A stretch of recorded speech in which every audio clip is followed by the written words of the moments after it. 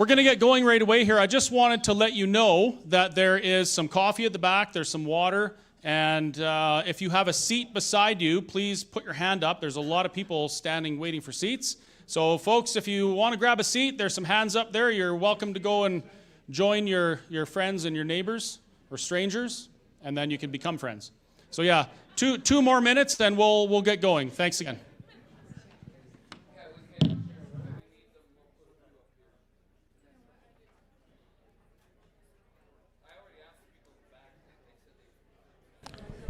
So about 5 minutes in, they're going to start the live stream there. So thanks for tuning in. Live from Lacombe.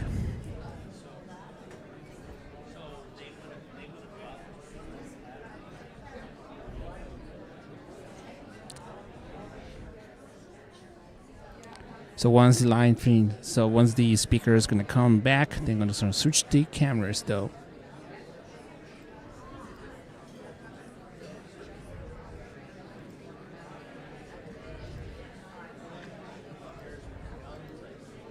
Thanks for tuning in, by the way.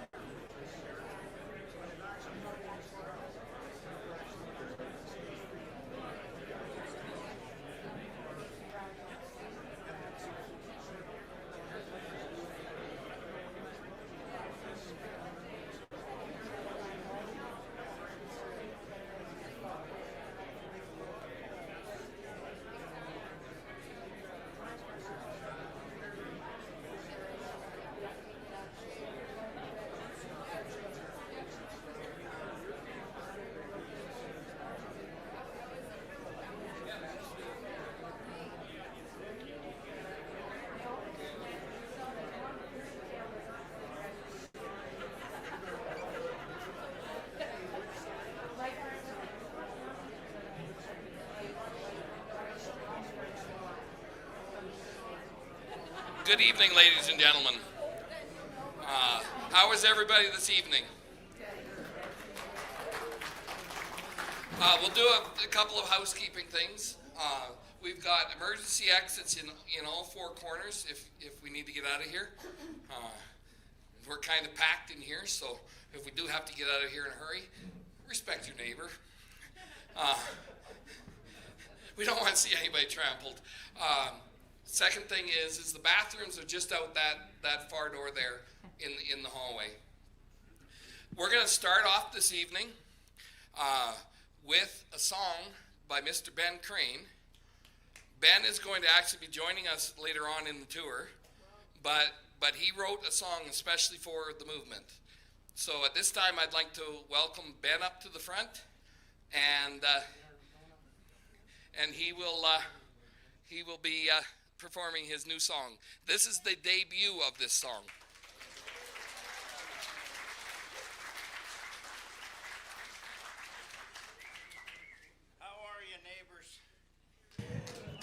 Oh, this is weird. I have to tell you, I am so out of my comfort zone. I'm used to singing in front of people, but I usually have a guitar. And I was going to have one last night, until last night. I cut up some jalapenos for supper, and like a good boy, I washed my dishes. And I was trying to put stuff. Oh, you want me here? And I was trying to put get it all cleaned up, and I sliced my finger. So I'm going to give her a try. I've never sung this song before. Last week, I was given the invitation to join. And when I picked my jaw up off the floor, one of them said, you know what, I think it was Shane, said, well, you can just write a song about this. And I thought, ha, ha, ha, ha, ha. And I went home and I couldn't get that stupid idea out of my head. So that was Tuesday or Wednesday. The next day I wrote the song. So I recorded it, spent the whole week working on this. And so we'll give her a try here. But you know what? I was thinking of the stuff that I'm going to say when I get to speaking. I'm not educated like a lot of these guys are. I'm just the guy next door. But I know values when I see them. And I know values when I don't see them. And I tell you what, it's people accuse us of being the ones leaving, but I think we've been going this way all along. Some other people, the rest of our country, has been kind of heading off that way. So I think they're the ones that are leaving. So we'll give this one a try. It's called My Alberta Roots Run Deep.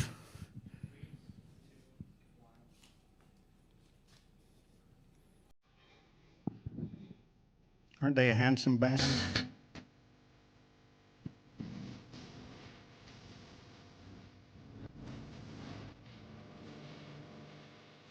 The only life I know goes back 100 years, steeped in deep traditions, sweat and blood and tears. The value of hard work, common sense and hope and truth, the family and freedom, and the value of our youth. So what makes me want to hold on to what I know is right, and in the face of opposition, stand my ground and fight. My Alberta roots run deep. It's in my blood, it's in my bones, but stronger every day. When somebody tries to move in and take it all away, I draw a line there in the sand, stand my ground and say, my Alberta roots run deep.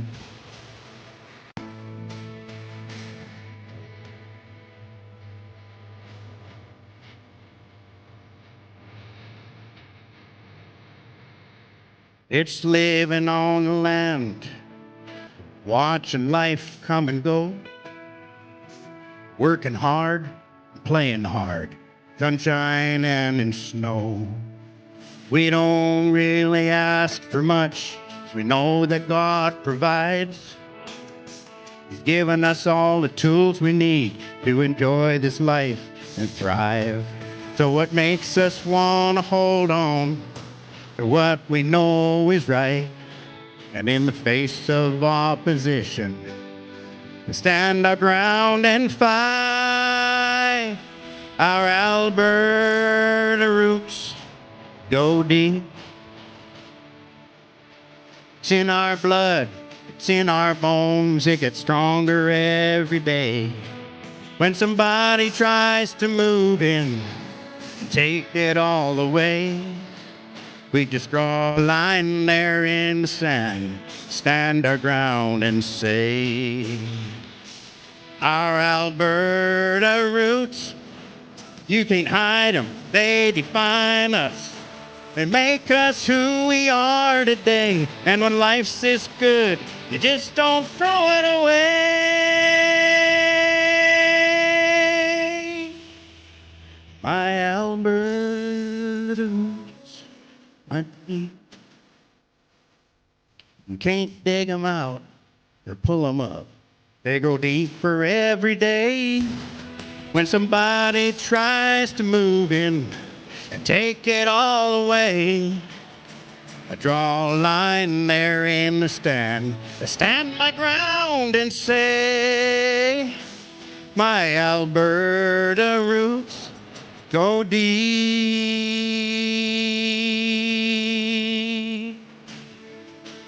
go deep.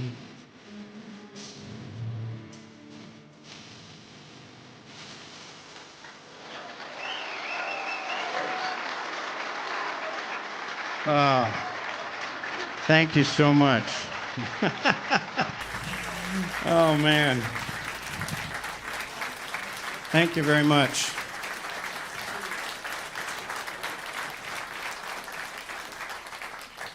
Well, I appreciate that more than I know how to say. I wish I had Mama here, could take a picture.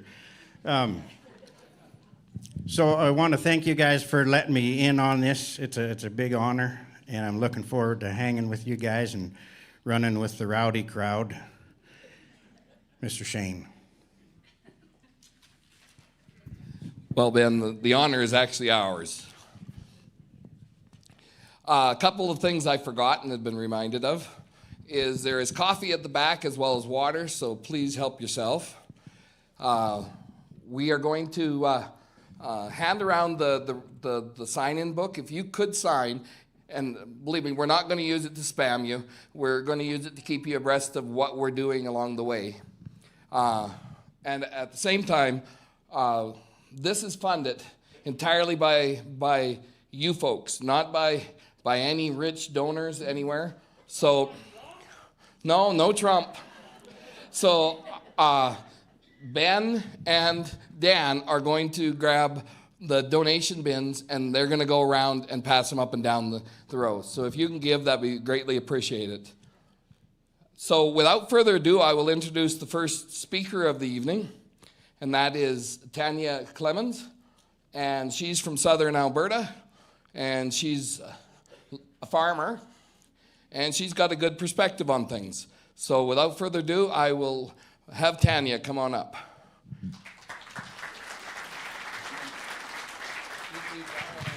I can use this one this time. Yep.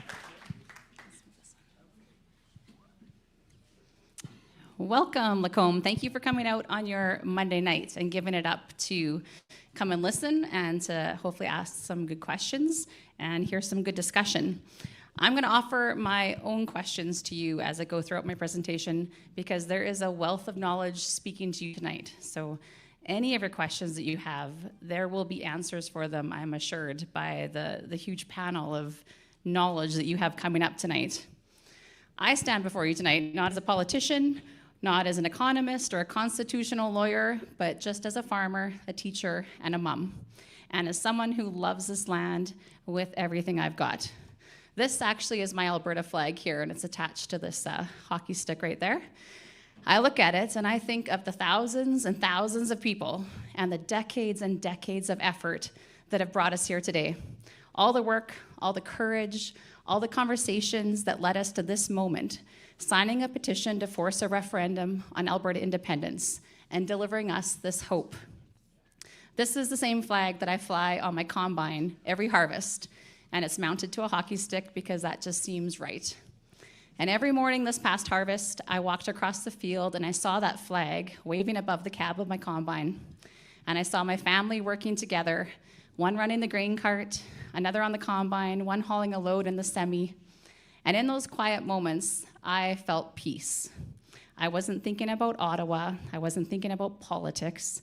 I was thinking about the land, the sky, the work before us, and the people I love. And that's what freedom feels like to me. In my little corner of Alberta, where hard work is respected, where family matters, where life is built and not just governed.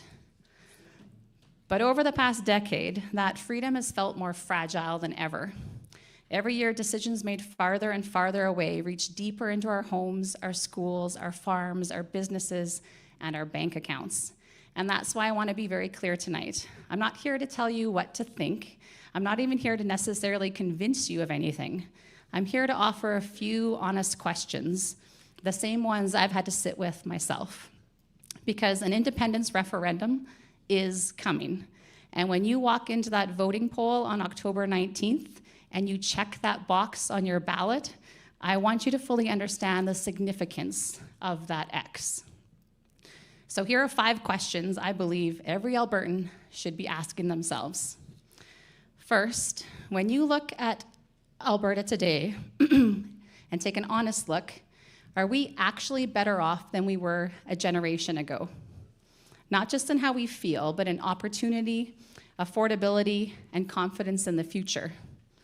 Housing costs have exploded, groceries cost more, energy bills are higher, young families are stretched thin, and for the first time in Alberta's history, many of our kids don't automatically believe that their future will be better than their parents. And if answering that question honestly makes you uncomfortable, then that's probably worth listening to. Excuse me. Second question. At the end of the day, who should decide Alberta's future? Ottawa or the people who live here? Who controls our resources? Who sets our priorities? Who bears the consequences of the decisions that are being made? Because right now, policies that are written thousands of kilometers away are shaping how we heat our homes, fuel our vehicles, run our farms, and operate our businesses. Albertans elect provincial governments, but Ottawa overrides them. Canada spans 6 time zones and very different ways of life.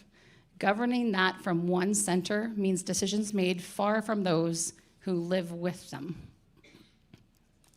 Third question. If Alberta consistently gives more than it receives, how long is that sustainable? Every single year, Alberta sends between $20 and $28 billion more to Ottawa than we ever get back. That's about $6,000 per Albertan. Or for the average family of 4, that's $24,000 in lost money and lost services every year. That's money that you earned, money that could have been paid down for debt, could have built hospitals, funded schools, supported families, or just lowered our taxes here at home. Fourth question, and this is the question that weighs on me the most. What happens if we do nothing? If we just mistake inaction for stability? Because standing still is still a decision, and every decision has consequences. Doing nothing doesn't preserve the Alberta we love, it slowly replaces it. And here's the truth we need to face. Alberta has really tried. For 120 years, we have tried. We tried negotiation, we tried reform, we tried patience. From the National Energy Program, which deliberately cut Alberta down, to failed constitutional talks like Meech Lake and Charlottetown, to the firewall letter, to the Fair Deal panel, to the equalization referendum, where 62% of Albertans voted no, and Ottawa still ignored us. Every time Alberta tried to fix this confederation from the inside, the answer was the same: no. So it's not the system that is broken. It's working exactly as it was designed to. And the last question: what kind of Alberta do we want to leave behind? For our children, for our grandchildren, for the people who will farm this land, build businesses, and raise families here long after we're gone?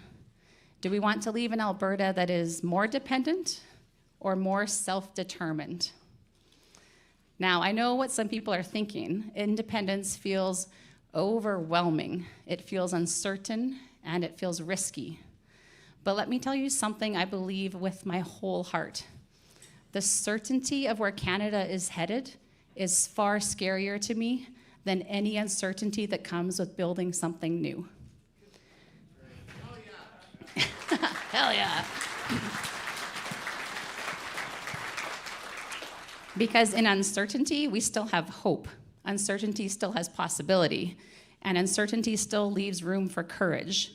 And if there is one thing Albertans understand, it is courage. This province was not built by people who waited to be told it was safe. It was built by people with grit, with faith, with calloused hands and stubborn optimism. By people who looked at open land, brutal winters and long odds and said, we can make a life here. Independence isn't easy, but neither was settling this province. So tonight I want to give us permission, not permission to be reckless, but permission to dream responsibly. What would life look like if Albertans actually kept more of what they earned? What would it feel like if there were no income taxes draining family paychecks? What if your dollar went further, not because you worked harder, but because the system finally worked for you? What if we had a direct democracy where civil servants truly served the civilians? Where decisions reflected our values, our priorities, our way of life, decided by Albertans for Albertans. That future isn't fantasy, it's just a question of courage. So before we leave tonight, and before you listen to the next speakers on the panel, let's just go over those 5 questions. 1, are we actually better off than we were a generation ago?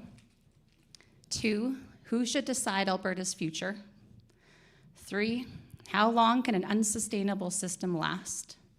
4, what happens if we do nothing? And 5, what kind of Alberta do we want to pass on?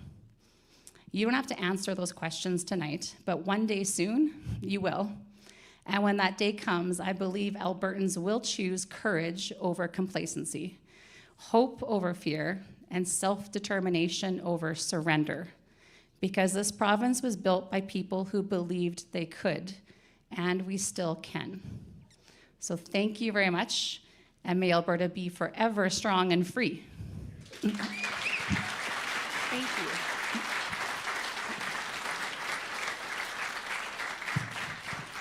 And with that, I'd like to introduce our next speaker. Dr. Modri and I went on a podcast a while back called The Army of Great Men, which I'm sure most of you have probably heard of. And I remember reflecting after that conversation and thinking, this host is what the world needs more of. His approach is thoughtful, kind, and full of wisdom. And I'm happy to now call him a good friend. So I'd like to introduce you to Adam from the Army of Great Men.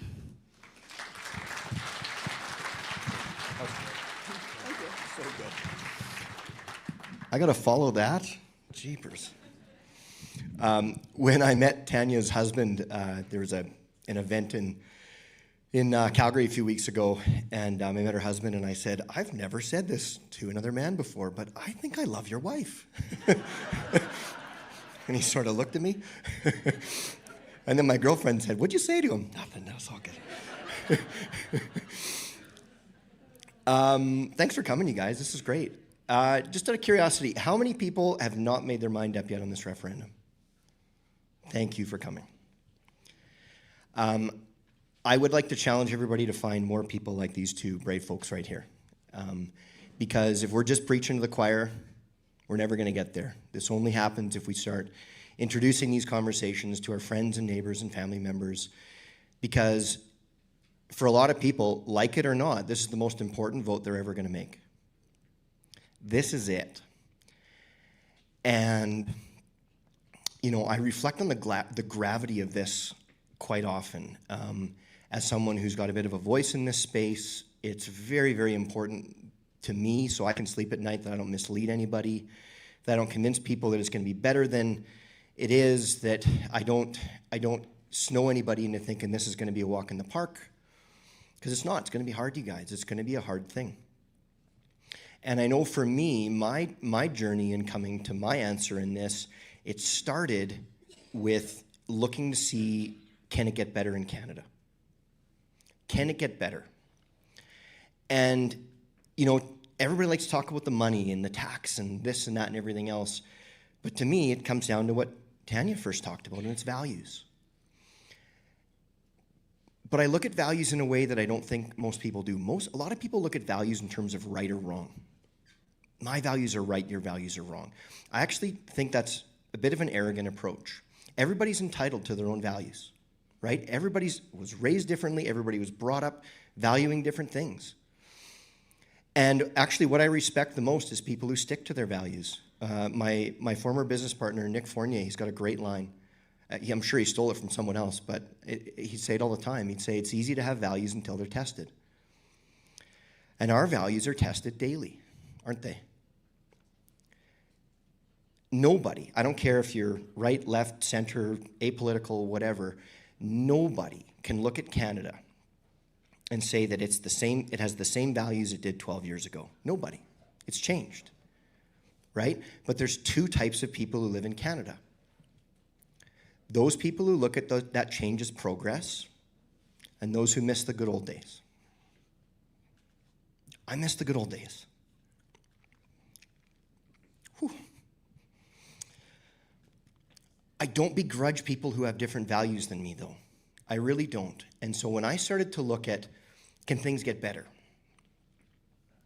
I started to look at how aligned or misaligned we are, because in some ways I think that we're closer in alignment than we think, and in other ways we're further apart. And so one of the things I did is I went and I looked at how does Canada vote.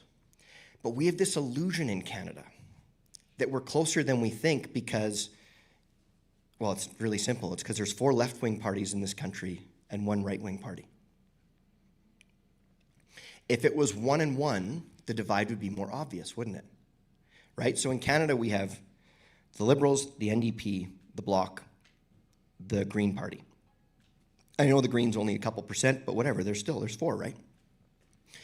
So when you look at the math and you look at the way that people vote in this country, when you look at it simply who votes right of center and left of center, the divide is shocking. It is absolutely shocking. And what makes it more shocking, I think for a lot of people in this room, the last straw was the last federal election, wasn't it? That was the end for so many people. The last straw, the death knell, that was it. What's shocking about it, this is after 10 years of whatever the hell that was. You'd think it'd be time for change, right? You'd think. This is how we voted in the last election, okay? So Alberta and Saskatchewan voted 63% right-wing. If you take Alberta and Saskatchewan out of Canada, the rest of Canada voted 63% left. 63%. And I want to give you some context. In the last federal election in the United States, California was 57. The rest of Canada votes 6% further left than California. Now, I like to bet on things. Would anybody like to make me a bet that California votes Republican in the next election? It is more likely that California, from a statistical perspective, it's more likely California votes the Republicans in than the rest of Canada votes for the Conservative Party. And so when I saw that, and I did a podcast on it, I just broke down all the numbers. If there was any doubt left for me about what the right decision is, it's that. And for me, it's not like, yeah, the economy for sure, like that, don't get me wrong, like that matters to me a lot. But to me, it's about locking arms with people that look at the world the way I do and the way we do and trying to get back to the good old days. And that's not regression. That is not regression. And I will defend that with my life. They view their side as progress. We see it differently. Are there any business owners in this room? Okay, sir, I'm going to ask you a question. Would you ever start a business with someone who looked at the world in a completely different way than you did and had totally different goals for the company? Absolutely not. Would anybody get married to someone who had completely different goals than them? Of course not. Now, in the business analogy, you think about that, right? You've got two partners in a business. One wants to go this way, the other wants to go that way. One of the partners is guaranteed to be disappointed. Do you know which partner is going to be disappointed? The one who owns less of that company. And that's Alberta. We're a minority shareholder in this country. We do not get to call the shots. We don't have a say. We don't have a vote. And their only answer is, shut up and like it, because this is all you get. So I'm a business owner, and I know what I would do in that scenario. I'd start my own damn company. That's what we're trying to do here. And the reason that the rest of the world is going to do everything in their power to stop this, it's really simple. Because we can prove that it can be done. That's why. How many people have had the conversation at home where they say, where are we going to go if it gets worse? Right? We can be that answer, you guys. For that family in Ireland or wherever, anywhere in the world, we can be that beacon. And one of the reasons they want to stop this so badly is not because they think we're going to fail, it's because they're worried we'll succeed. Because then we get to be that answer, don't we? And then other countries can go, holy cow, look what these guys did. Look what we could do that. So that's why I'm doing this. And it's very clearly about values for me. And it warms my heart to see more people getting braver and showing up at these things. It really warms my heart to see that people haven't made up their mind and they're here being brave enough to look. Because I'll tell you, the conversations, I guarantee Dennis and Tanya and Chris and everybody, they'll all tell you the most frustrating thing is the people who won't have the conversation. And this is worthy of a conversation. Right?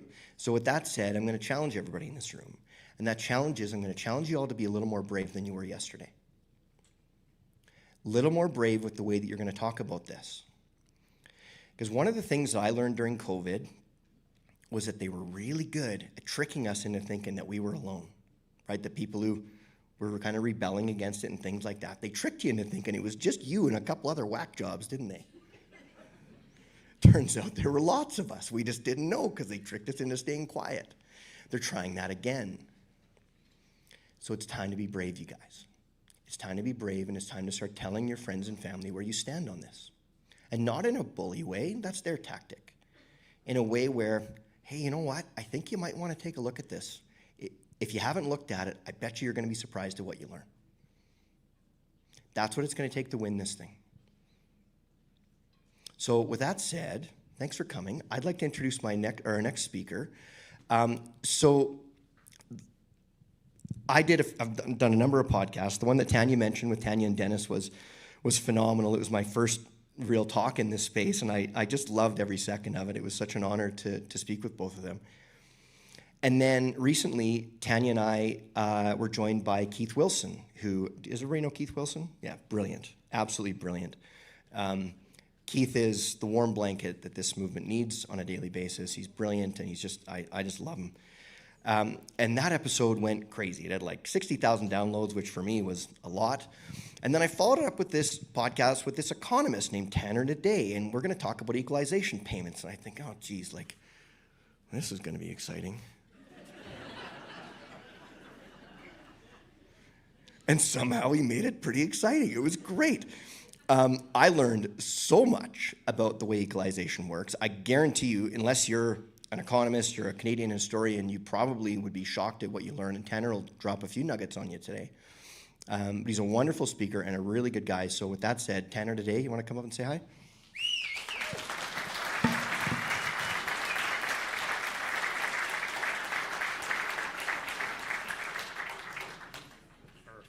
Thanks, David.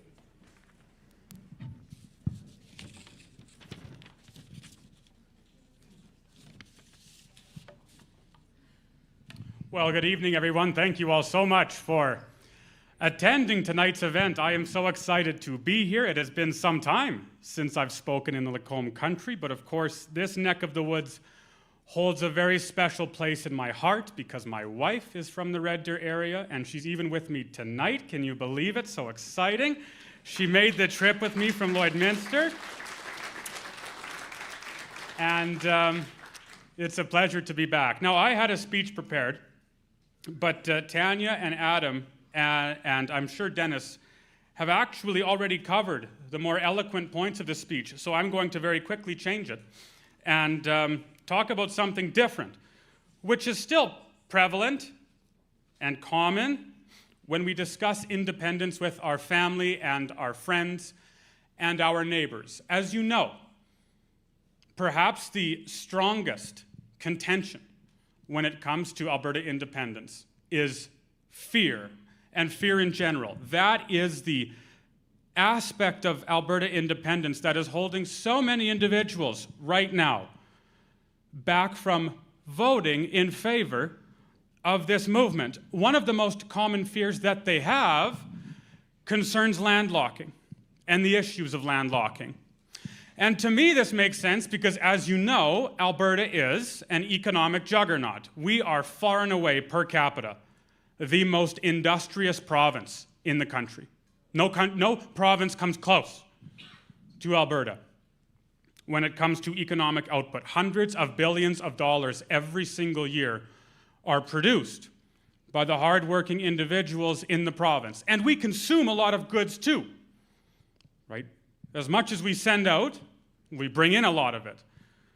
And so the question, the concern of landlocking, as far as I'm concerned, is a legitimate one. The idea, of course, is if Alberta were to be independent, we would forfeit our access to the oceans. We would forfeit our access to the sea, to the ports, and therefore we would be in a perilous economic position, or at the very least, a more perilous economic position compared to what we are having to navigate right now.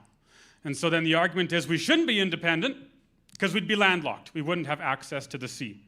Now, you might be expecting me, in the short amount of time that I have tonight, to tell you that, oh, no, actually, we wouldn't be landlocked. We wouldn't be landlocked at all. You might be expecting me to say that, but I'm not going to. I'm going to say something completely different. I'm going to admit the fact. I'm going to say, yes, our opponents, or those who don't agree with our position, are correct. If Alberta were independent, we would, in fact, be landlocked. That's obvious.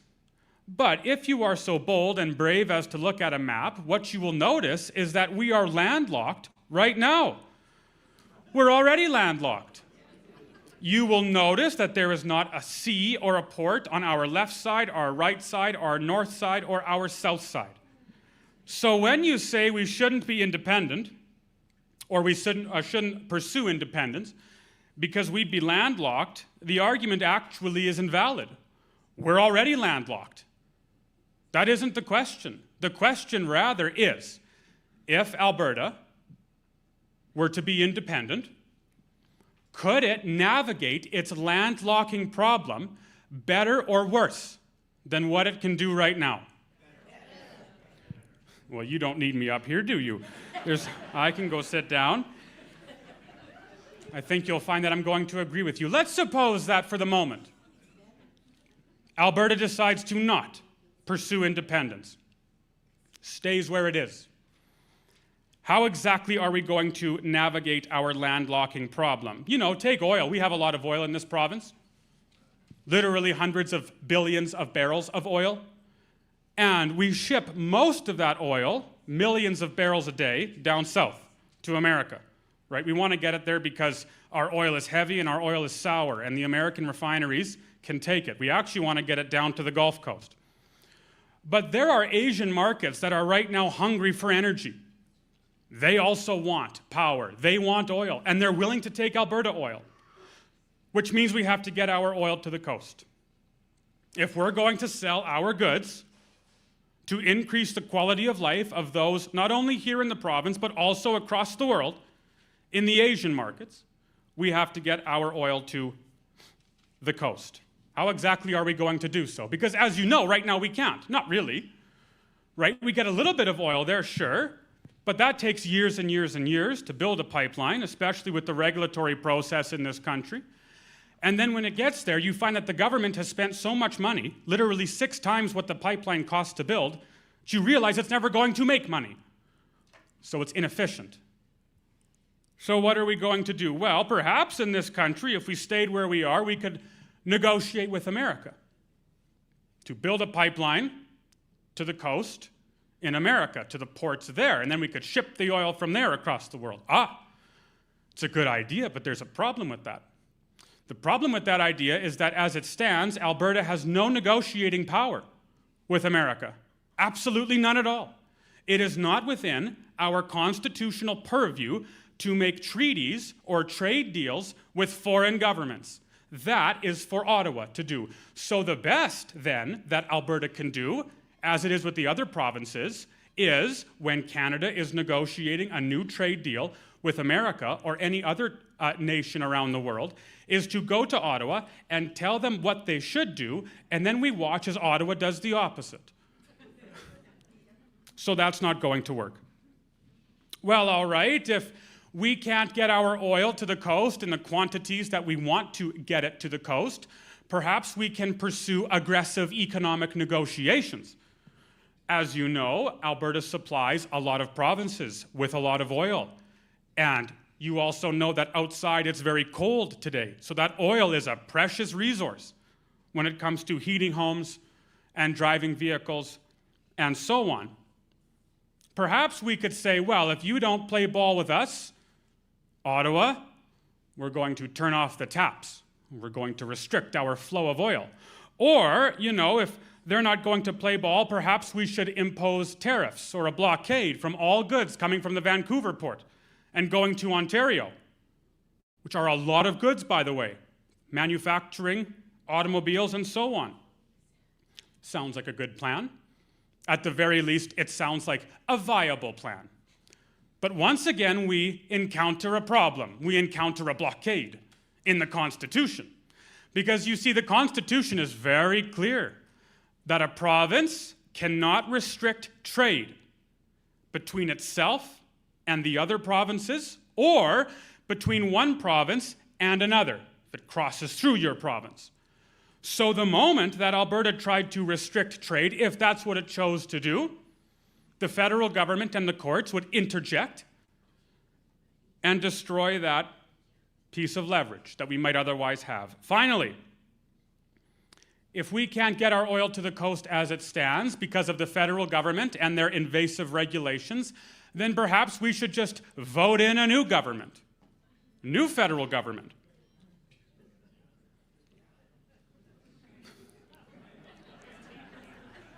I'll be very quick here. There are a few problems with this as well, as I know you imagine and know. The first of which being, look, listen, in Nova Scotia, there is one member of parliament for every 88,000 individuals. In New Brunswick, there is one member of parliament for every 77,500 individuals. In Prince Edward Island, there is one member of parliament for every 33,600 individuals. In Alberta, there is one member of parliament for every 115,000 individuals. So you already notice that the balance of voting power is asymmetric. And when you combine that with the fact that the majority of the votes are not concentrated here in the West, but are concentrated in Quebec and Ontario, you immediately realize how futile the plan to vote in a new government is. And even if we could do so, the problems I'm discussing, and as Tanya's already discussed and so on, are structural. They aren't just changed with a few years of a new government in power. No. These problems are so much deeper than that. The foundation is cracked. It's not just a surface blemish. So we can't do that either. And of course, with all of these regulations, right, there are massive costs imposed. A man might say, well, it's really not that bad. Oh, it is. Just take oil. Suppose that you have a pipeline which, if it could get to the coast, would produce $1 billion every year in jobs and whatever it might be. This is just a number, a random number, $1 billion. You can't get that pipeline to the coast, you say you lose that billion, which is true. But you really lose so much more than that. I have a few minutes left, so I'm going to tell you a very funny joke. So I mentioned that my wife is here tonight. So are my in-laws, actually. My wife is here tonight. And we've been married now for just over a year. Very exciting year. Fantastic. And, you know, it's been really exciting for her because I'm Ukrainian. She didn't know that. So she's been introduced to all sorts of new cultures. And no, that's a lie. She did know I was Ukrainian, and here's how. Because when we were dating, well, yeah, we were dating, and at the very least, she was kind of interested in me. And if you come talk to us after, I have a few books out there. If you come talk to us after, you'll notice how pretty she is, and you'll notice how I look, and you'll go, wow, how did you do this? And I'm going to tell you. So there we are in the talking stage, you know, very timid flirtation and so on. And I really began to fall for this girl. So, in one of my, well, not my proudest moment, I went to Coffee Row with my father one morning, where all of the, 70-year-old farmers hang out. And I said, I'll ask them how to, get this woman to like me. They'll know what to do. Which was a mistake, but I did it. And I show up there, and I say, boys, there they are sipping coffee. I say, what am I going to do? I like this girl a lot. How should I entice her to reciprocate? And they talked about it for a moment, and they said, here's what you do. We'll tell you what to do. You take her for a picnic. Girls love picnics. And I said, that's a pretty good idea, not too bad. And so the next time I drove down south here to Red Deer, I said, darling, I didn't say darling yet, we weren't quite at that stage, but I said, Paige, I said, would you like to go on a date with me? And she says, oh, absolutely, I'd love to. And she said, what type of date is it? I said, oh, it's a surprise. It's a secret. It's already a mistake. And she said, all right, okay. So I show up to her place around 7. It's dark-ish, it's dusk. And I say, ready for our date? She says, oh, absolutely. Anyway, I say, you got to put on this blindfold. I want it to be a real surprise. I'll drive you for a little bit. Not a problem at all. And she says, all right. Well, you can tell it's not going well. But anyway, she gets in there, and off we drive a little bit farther, drive this way and that, and this way and that, and she says, Shirley, we're almost at the location. I says, oh yeah, we're almost at the location, don't worry. Finally, we pull up, and I say, all right, hon, you can remove your blindfold, you can see where we are. Just so you know, I used to drive truck before I did this, so I decided to take her to the only place that I really know quite well, which is the Flying J, the truck stop. And we said, let's have a picnic with the truckers. Very friendly. So she steps out of the car, and she says, well, we're here. What did you bring for a picnic? And I said, well, I'm Ukrainian, so I brought sausage and cheese. And a little bit of this, a little bit of that, whatever it was. We had our picnic. Very exciting. Didn't last that long. I don't know why. And back in the car we get, and we're driving back to her place. And she says, just, lovely date, thank you. She says, so wonderful. And then she said, I'm just curious, for my own sake, how much did that date cost you? What did the picnic cost? And I went, are you Ukrainian too? So excited, eh? And she goes, anyway, whatever, what did it cost? So I'm adding up, I go, $100, for, I don't know, driving down here for gas and whatever else and blah, blah, blah, blah, blah. I tell you what, it cost us about $150 between the blanket and the very expensive Kubasov and everything else. That's what it cost us to go on this date. And she said, that's not too bad at all, actually pretty cheap. I went, now I know you're not Ukrainian. And anyway, so we drive back, and I said, that's what it cost, and there we go. And I stop. Slow down. I said, wait a second. I thought about it a bit more. And I said, I told you it cost us $150-ish for this picnic. But let's think for a moment. What happens if I had, instead of spending that money on a picnic, What if I'd opened up a mutual fund? And what if I'd put that money into a savings account? So that after 40 years, should you decide to marry me, we would have had all of this investment income accumulating year after year after year, and we would have not $150 in that bank account, but some, I don't know, $3,000 in that bank account to use at our disposal whenever we want. So you see, I said tonight's date didn't cost $150. Tonight's date cost us $3,150. And then she looked at me dead in the eye and she said, "This is why all of you economists are single." And we drove home. And you'll have to ask her why or how she married me, because after that date, I'm not sure. But nevertheless, the story is fictional, thank heavens. But the principle behind the story isn't.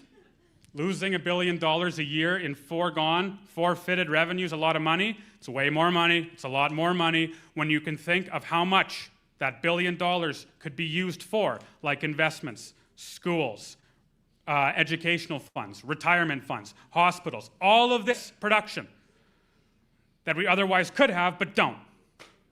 And we don't because we don't have any leverage as it stands right now. How are we going to get leverage, therefore, to navigate this landlocking problem? I am absolutely convinced that the breaker bar, the snipe, the fulcrum is a referendum on independence. It's a successful referendum on independence. Suppose Alberta were independent. 1, you could negotiate with America because you would be your own Alberta. We wouldn't be beholden to Ottawa. Suppose you were independent. 2, you could flex economic muscle because you would be your own Alberta, not governed by Ottawa. And 3, suppose you were your own Alberta, you would be able to vote for individuals who really care about Alberta. And if you had a party that dared try and sway from what Albertans wanted, we don't want a pipeline to the coast, you wouldn't see that party last very long. My conviction is this: for far too long, Alberta has been forced to wield a feather while Ottawa has been permitted to swing a sledgehammer. And I think that age is over. I think that age ought to be over. And I think it's time that Alberta wield a sledgehammer of its own. I think it's time we get some leverage for ourselves. I think it's time that we negotiate for ourselves. I think it's time we do what's right for ourselves and for our families, our children, our grandchildren, our parents, our grandparents, and all of Alberta's generations to come. Yes. Thank you.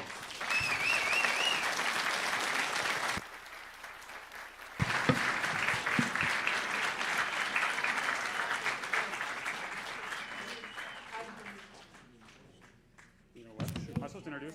I actually don't know who's next, but whoever's coming up next is going to be fantastic, and I can assure you. Is it Dennis? Oh, well. I've worked with Dennis for, well, not lately. Because of course we've been busy doing all of this jazz all over the place, but I've known Dennis for a few years now, and I cannot think of a more intellectual individual to educate all of us on the benefits, the merits, and the consequences of Alberta independence. He is a man of, prolific activity and has worked all his life for this so special and rare an opportunity that we have before us right now. And so it is my high privilege to introduce for you Dr. Dennis Modry.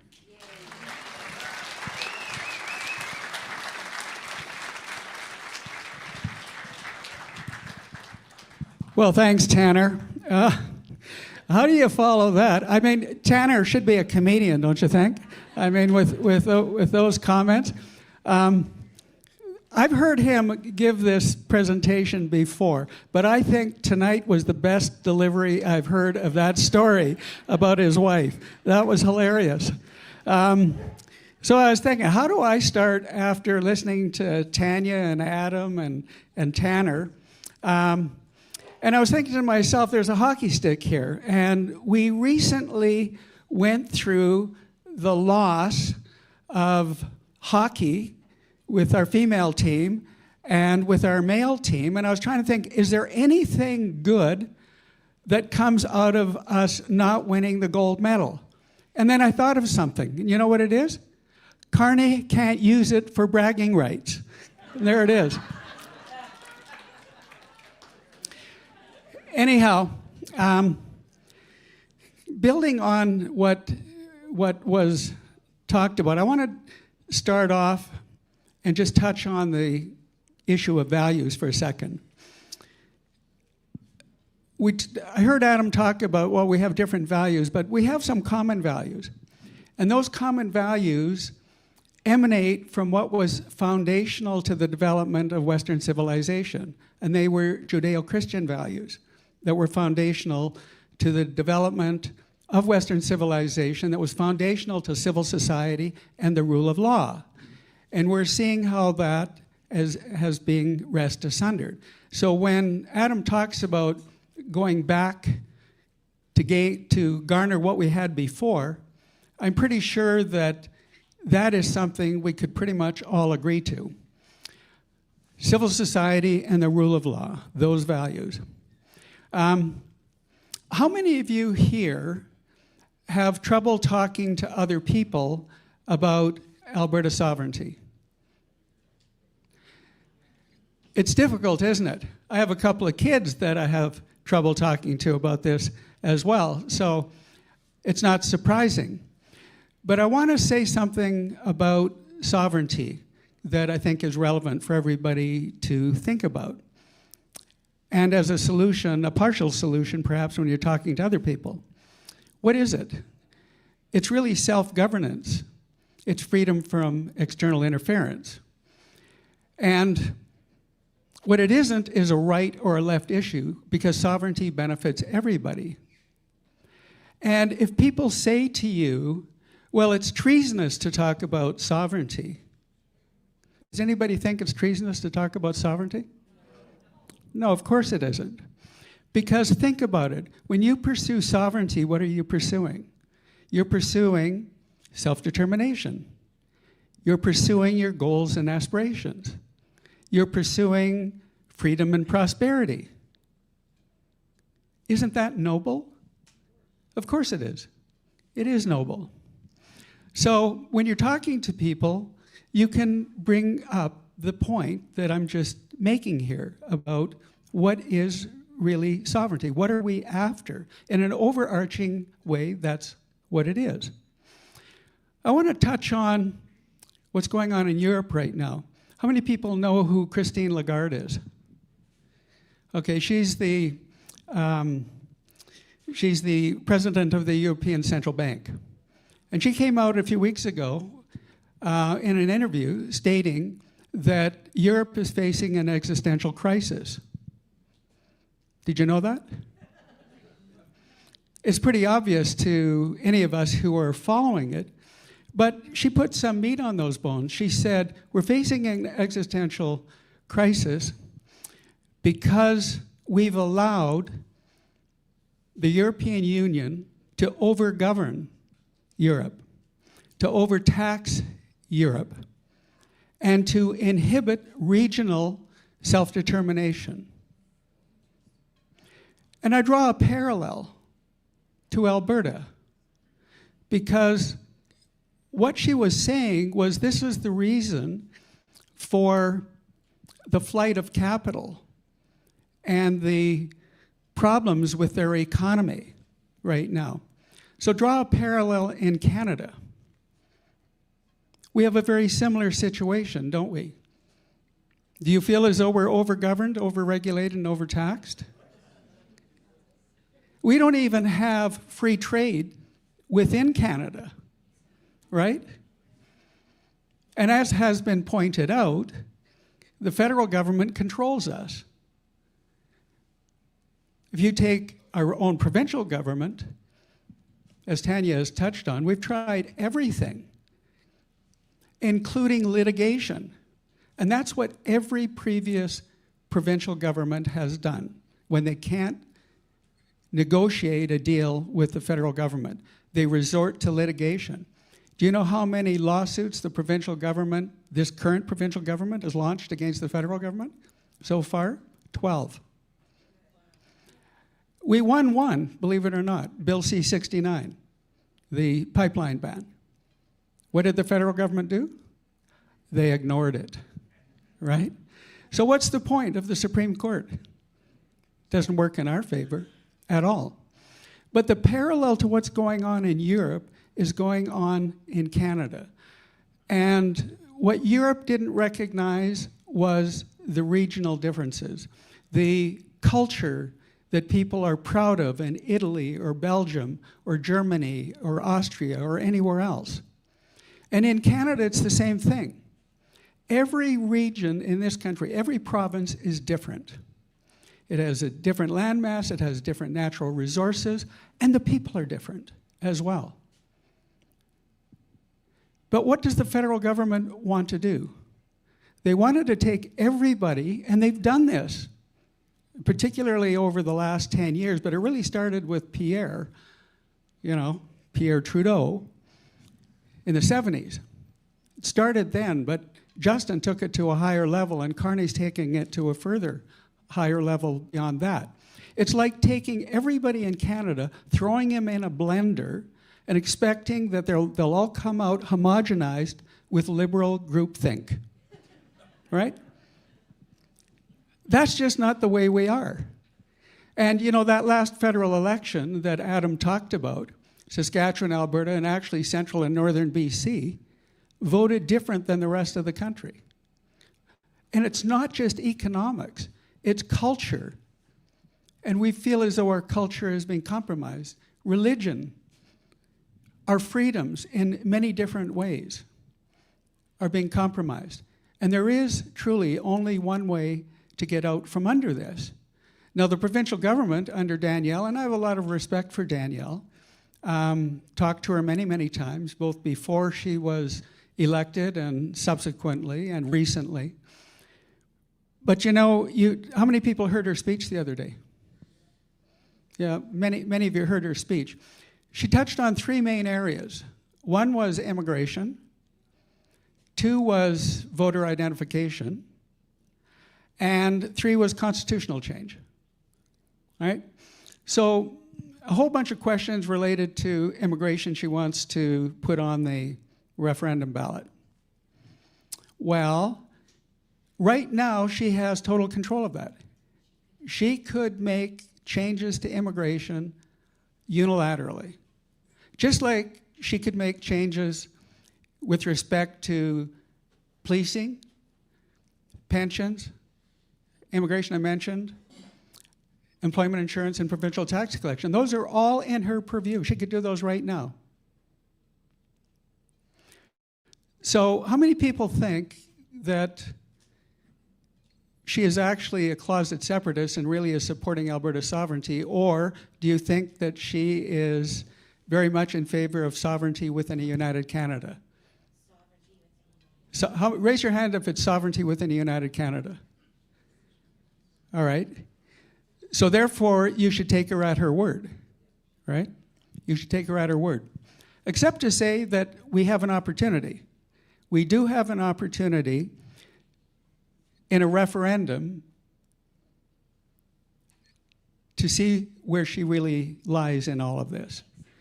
A successful referendum is going to put her into a box, okay? Because she can only go down one of two pathways with a successful referendum. According to the Clarity Act, she could negotiate endlessly in order to try and achieve the objectives that she wants. Do you think the federal government is going to agree? And the other provinces with the kind of changes she would want? Fortunately, there is another solution, and that is for her, very shortly after a successful referendum, is to say, citizens of Alberta today, the United States, and other countries in the world have acknowledged our successful referendum and will acknowledge our Declaration of Independence. So today I'm declaring Alberta as an independent country. That's what she can do. And then the hard part starts, the negotiations. But now she's negotiating from a true position of strength, all right? Now, as Adam touched on, it's not a cakewalk going from being a province to a country.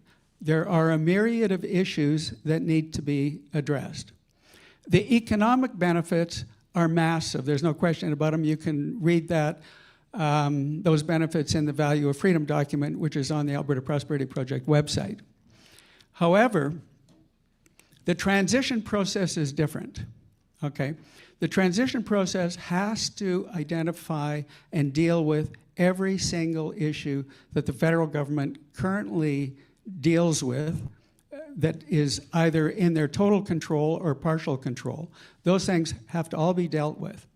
And fortunately, you're going to see coming out subsequent to May the 6th, that's the last day of the petition period, subsequent to May the 6th, you'll see a document that describes exactly how to deal with every issue. So for the naysayers out there who are saying, well, how are you going to deal with this, how are you going to deal with that, etc., that's coming, okay? It's in the process of being drafted, and it's 99% done. In addition, people ask the question, well, what about a constitution for Alberta? Remember that we can only produce a draft recommendation as a constitution. It'll be up to a constitutional conference after a successful referendum to define exactly what a sovereign Alberta constitution should look like. But could I say this, or maybe pose the question, how would you like much smaller government? How would you like the elimination of fraud, waste, and abuse?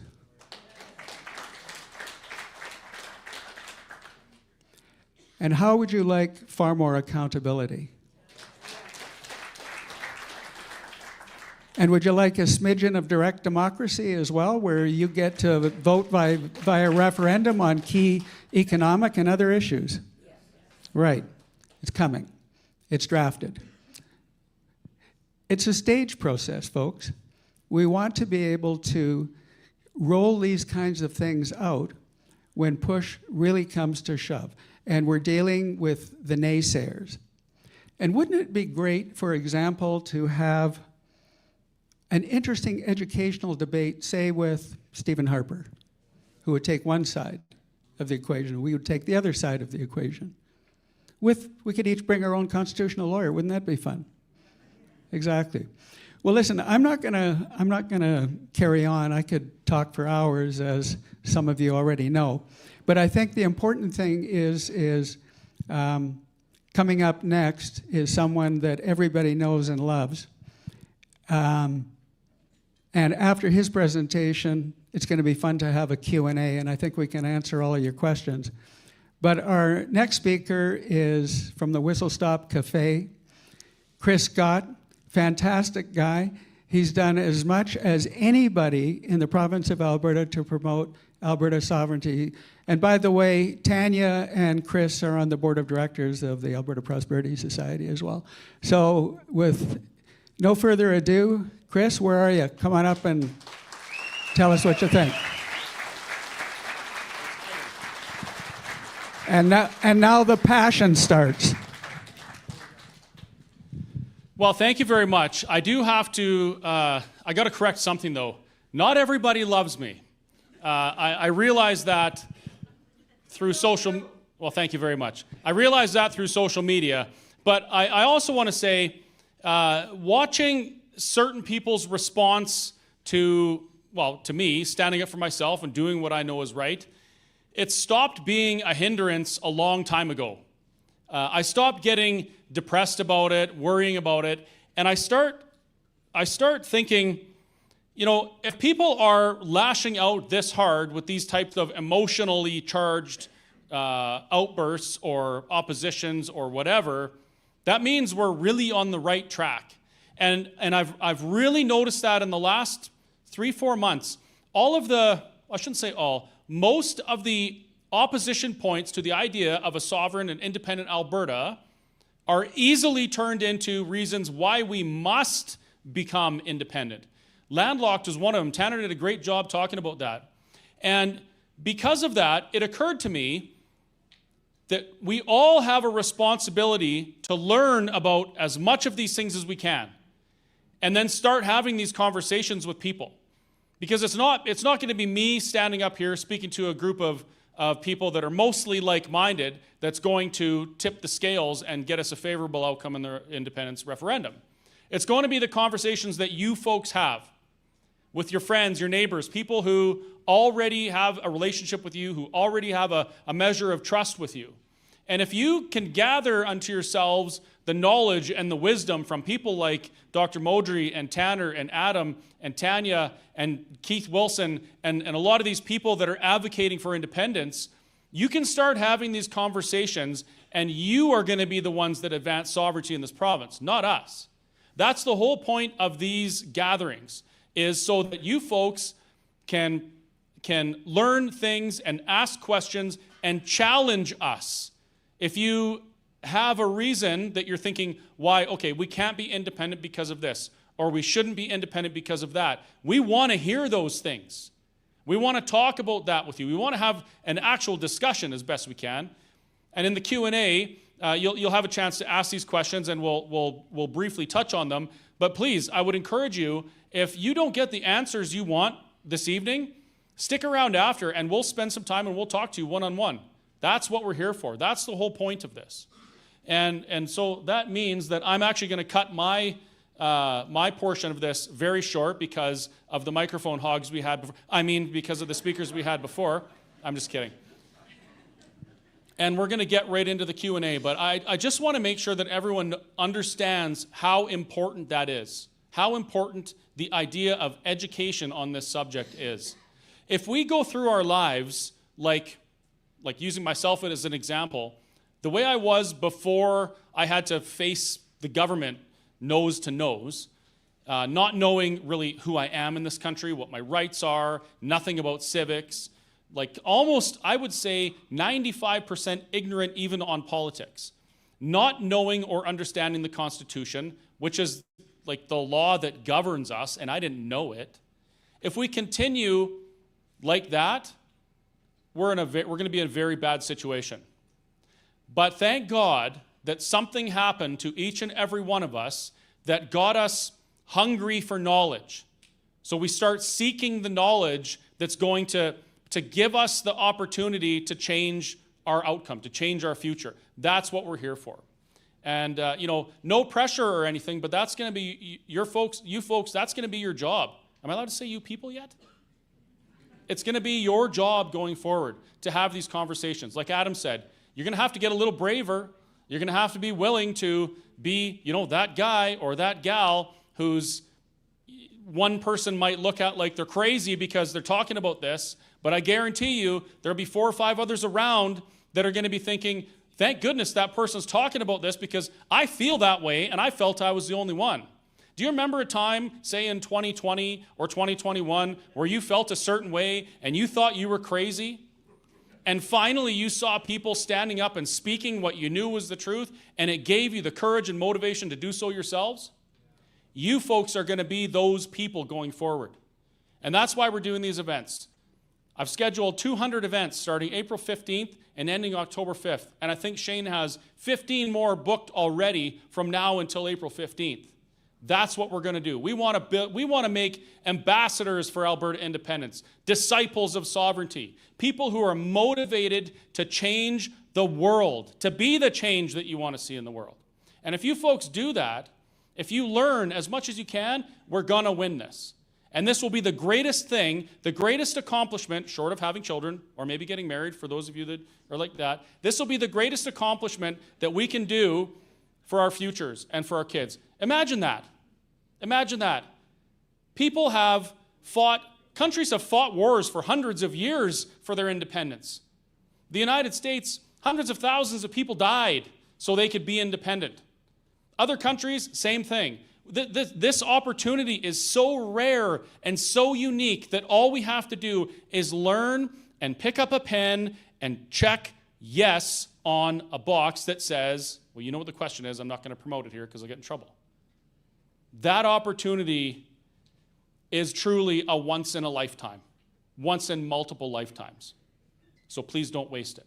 And that means if you have questions and you have opposition to independence, we need to hear it. You need to speak up so we can start having these discussions and make sure we have the best possible outcome going forward. So that's all I have for tonight. We're going to take maybe 2 minutes and get set up for a Q&A, and then we want your questions. But I have a favor to ask of you. Because it's getting towards the time when the rest of me turns into a pumpkin, not just my belly, if you have a question, please keep it to the question. We want to try and get through as many as we can. If you have a statement to make, we're happy to listen to it after, but we're not going to take statements right now, just questions and oppositions to Alberta independence. So give us 2 minutes to get set up. Maybe if you feel you can get through the crowd, grab a coffee, grab a water, get yourself comfortable, and we'll be right back.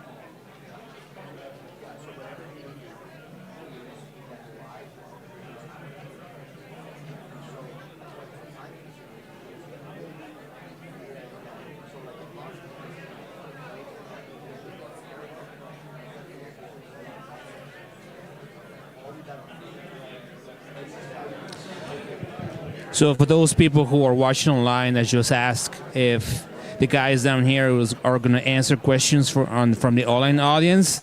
The answer is when they got time. So they're going to prioritize first and foremost the people who are watching, who are on premises here. And then if they have some time, we're going to look at the questions online. So my suggestion for you guys is to keep the questions active anyways. That's the, yeah. Okay, folks, 1 minute warning. 1 minute warning for the Q&A. There we go.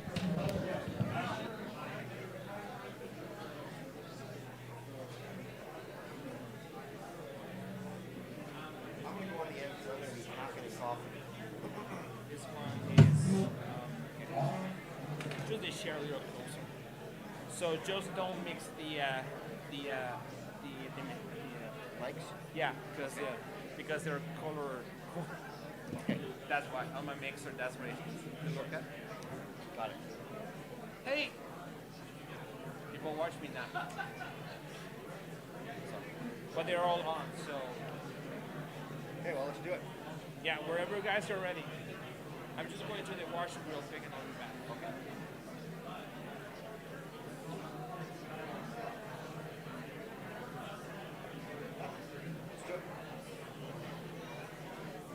So how long's your cruise? About 12 days. And are you a cruise guy? Is that your...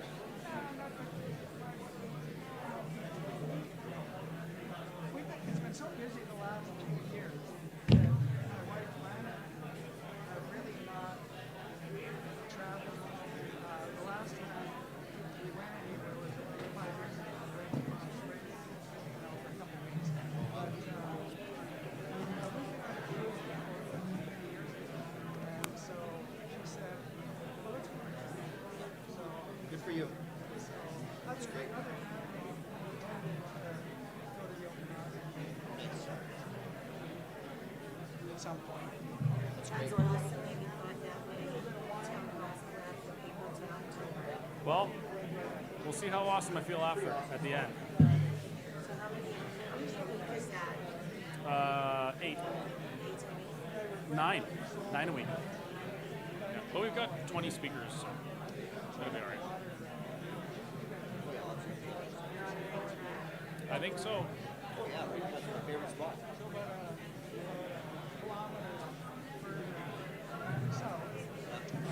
Okay, everybody. Where's Max? Okay, everyone, if you could find your seats, we're going to get going right away here. Like I say, Where's Tanner? Is he gone?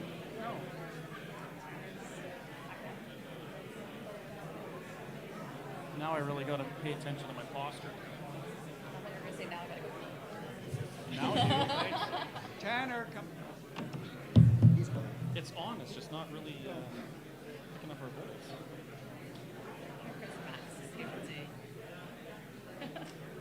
That's because he has got He was hilarious. I know. I was not expecting that. I know. Well, I've heard that story before. Yeah, it's very good. I will know. That's okay. I like being on the end.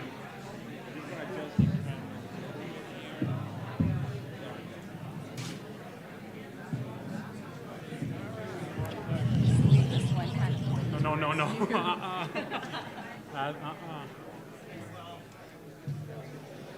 Are you in a cast?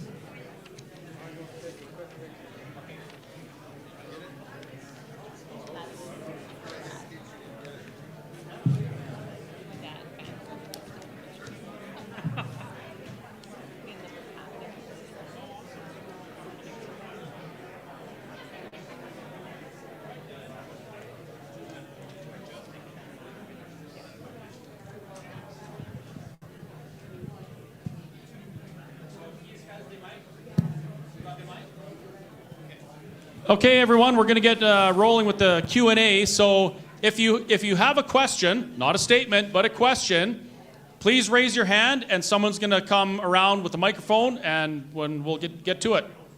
Right over here. Oh, over here. Yeah, we're gonna line up here. We're going to line up. Wow. Okay. Okay. Go ahead.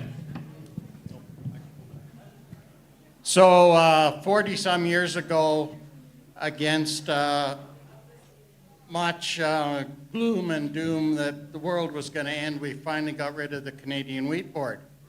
What about supply management for dairy, poultry, eggs, and I don't know what else? Do we have any policy there? Well, the question is supply management, which is the cartel out of Quebec that controls dairy. And I imagine that, and you may be able to respond to this as well, Tanya, but I think there are some people that do benefit in the West as well. But in general, what that cartel prevents is an open market.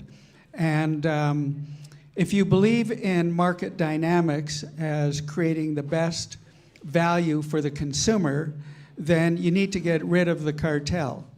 And this is one of the big beefs, if I can use that as a... Anyhow, this is one of the big beefs that the U.S. has with Canada, is that dairy cartel controlled out of Quebec. And so from my point of view as a capitalist, I believe that market forces should prevail because I believe that competition creates the best value for the consumer. That should be our position. Tanya? Can I use this one as well? Yeah, and we've had some discussions about this, and I think that's, like, all of these questions warrant more discussion with the people that are involved in those industries too, because obviously there are a lot of Albertans who are already involved in that, have invested a great deal of money to be part of that program. And so in a sovereign Alberta, as we transition, there would have to be that phasing out and maybe buying back of making sure that they're not out of pocket from being a part of that system in the first place and then transitioning to the new place. So more discussion for sure. I'm just a cook, but I've had people ask me this question, and they said things like, well, the reason we need this is because we can't compete with the United States because we're colder, shipping is longer, it's more expensive to produce. And I started thinking, well, we live in a region with all hell for a basement, which means that we have so much natural gas that the estimate right now, I think, is something like 1,000 years worth at current consumption and rate of increase. Why are our farmers having to worry about the energy cost to produce? Like, wouldn't it be better to make it more cost effective for a farmer to produce rather than demand that the consumer pay more to subsidize it? Like, why are we allowing bureaucracy, government, and taxes to absorb so much of the pie that we need something like supply management to be competitive? It doesn't make any sense to me. So I think there's a huge opportunity to level the playing field in a way that doesn't benefit one group or the other, but benefits everyone as a whole, the producers and the consumers alike.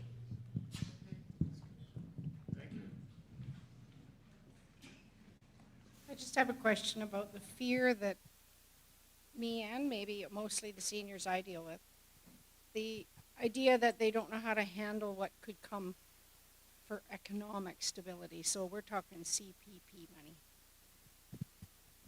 Because it's monthly and it's only what they use they have none at the end of the month. So it's like, what happens if you become sovereign and then there's no money?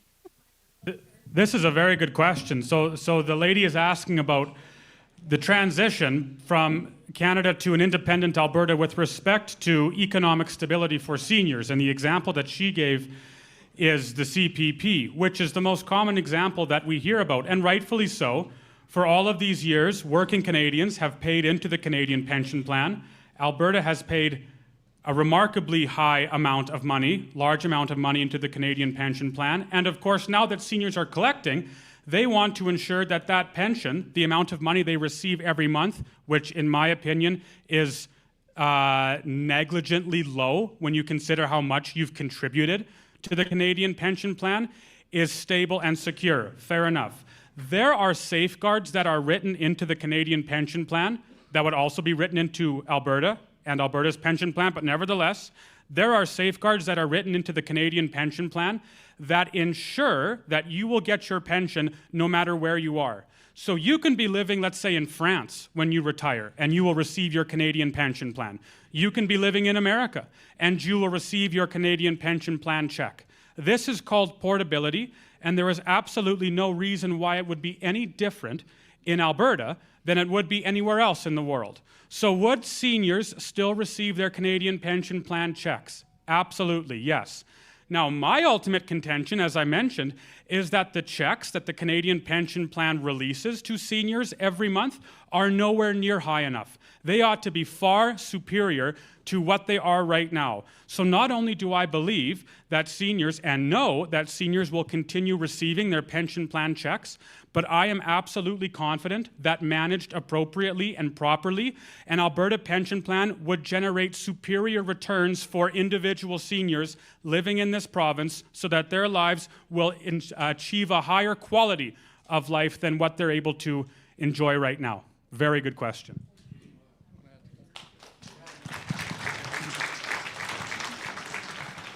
I just want to add to what Tanner said because, many of you will probably know that we overfund the pension plan by $3 billion a year. We give $9 billion to Ottawa, we get back $6 for our pensioners. So just Alberta becoming a sovereign country and not giving that $9 billion every year leaves another $3 billion to top up your pension plan. So that's at least a 40-50% increase in your pension right there. But on top of that, some of you may know about the LifeWorks report that looked at an evaluation by Bill Morneau, who was the former Liberal finance minister, that indicated, I think was it 2021 or 2022, that if we were to repatriate the overfunding to the pension plan, we would get back, we have the right, legally, according to the Constitution, to take back $334 billion.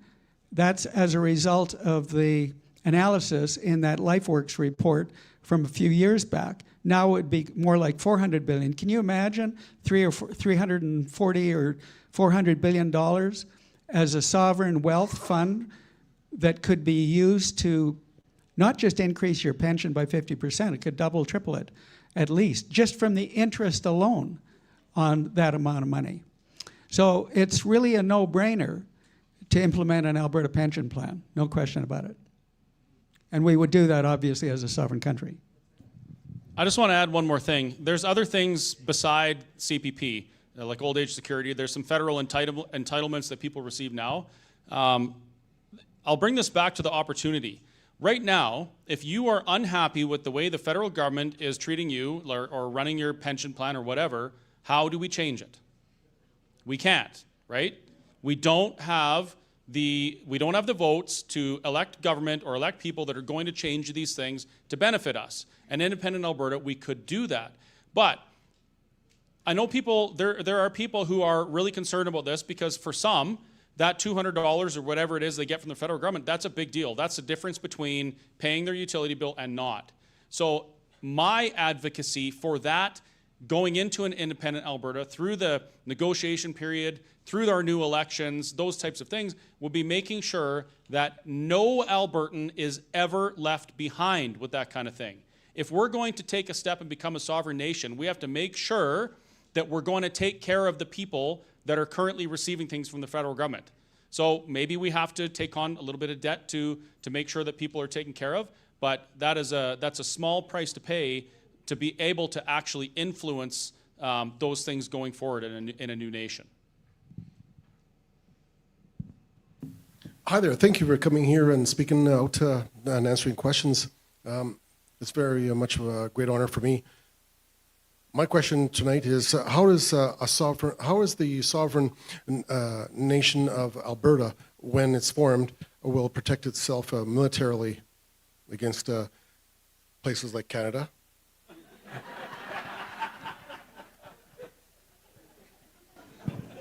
I'm going to let Dennis take this one, but I have an idea. What do we use? What is our defense right now? Why don't we just contract the Canadian military? Nobody likes that idea. Do you have a better idea, Dennis? Well, a sovereign Alberta obviously has to create its own military.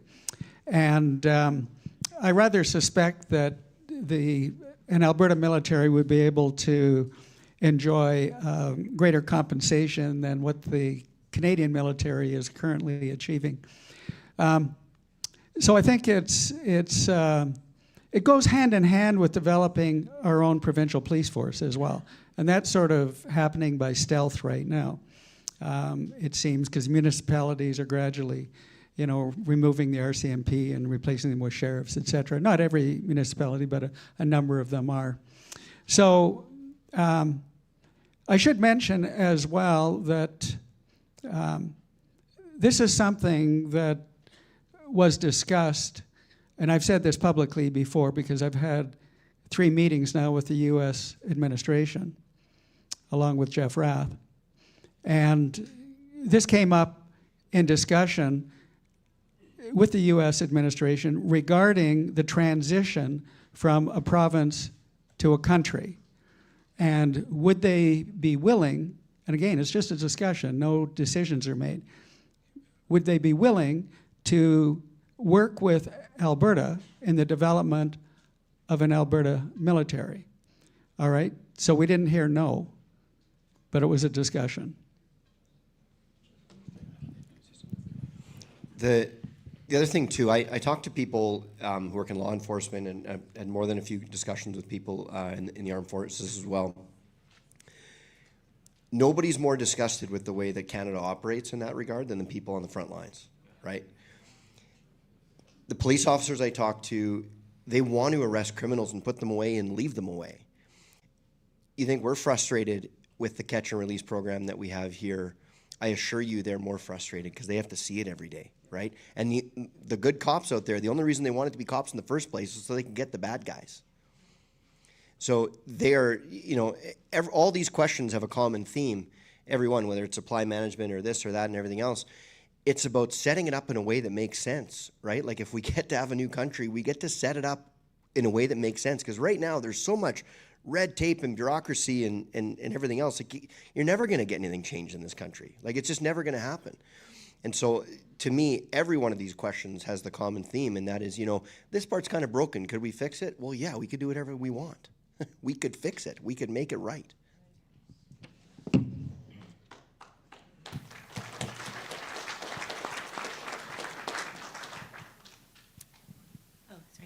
I'm very proud of our oil and gas industry here in Alberta. And I believe that if we did not have it, if Carney was successful in destroying our oil and gas industry, it would destroy our economy and a lot of our funding that goes towards our schools and hospitals and the good standard of living that we enjoy here in Alberta. And even if Pierre Poilievre was to win the next election, the Senate has been stacked. Out of 105 senators, we have 13 Conservatives. So even if Pierre Poilievre was going to try and revoke Bill C-69 or Bill C-48, the oil tanker ban, he would not be able to do it because it would have to go to the Senate. And I don't believe that the Senate would vote in favor of it. It is absolutely critical, and we've been hearing about this for years, to get pipelines built to Tidewater so we could access the global market. And I have not seen it happen in all of this time. And we had the tail of the 3 pipelines, which was Northern Gateway, Energy East, and then, of course, the TMX.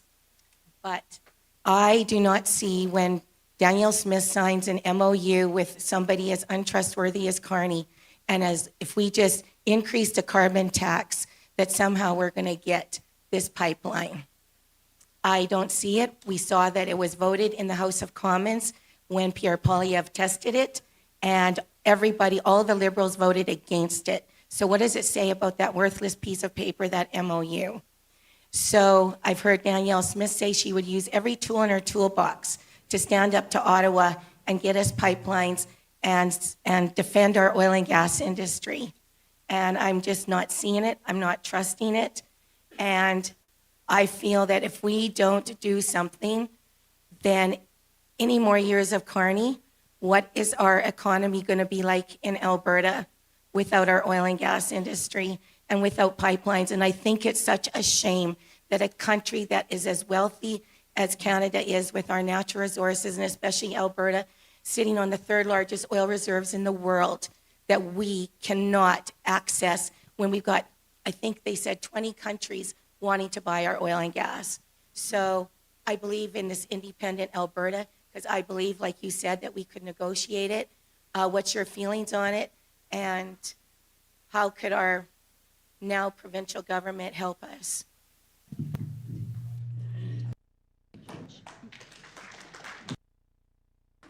Well, I can maybe speak to the problems with trying to invoke constitutional change. And I've learned a lot of this actually from listening to Dr. Modri speak and kind of being on this sovereignty journey as well.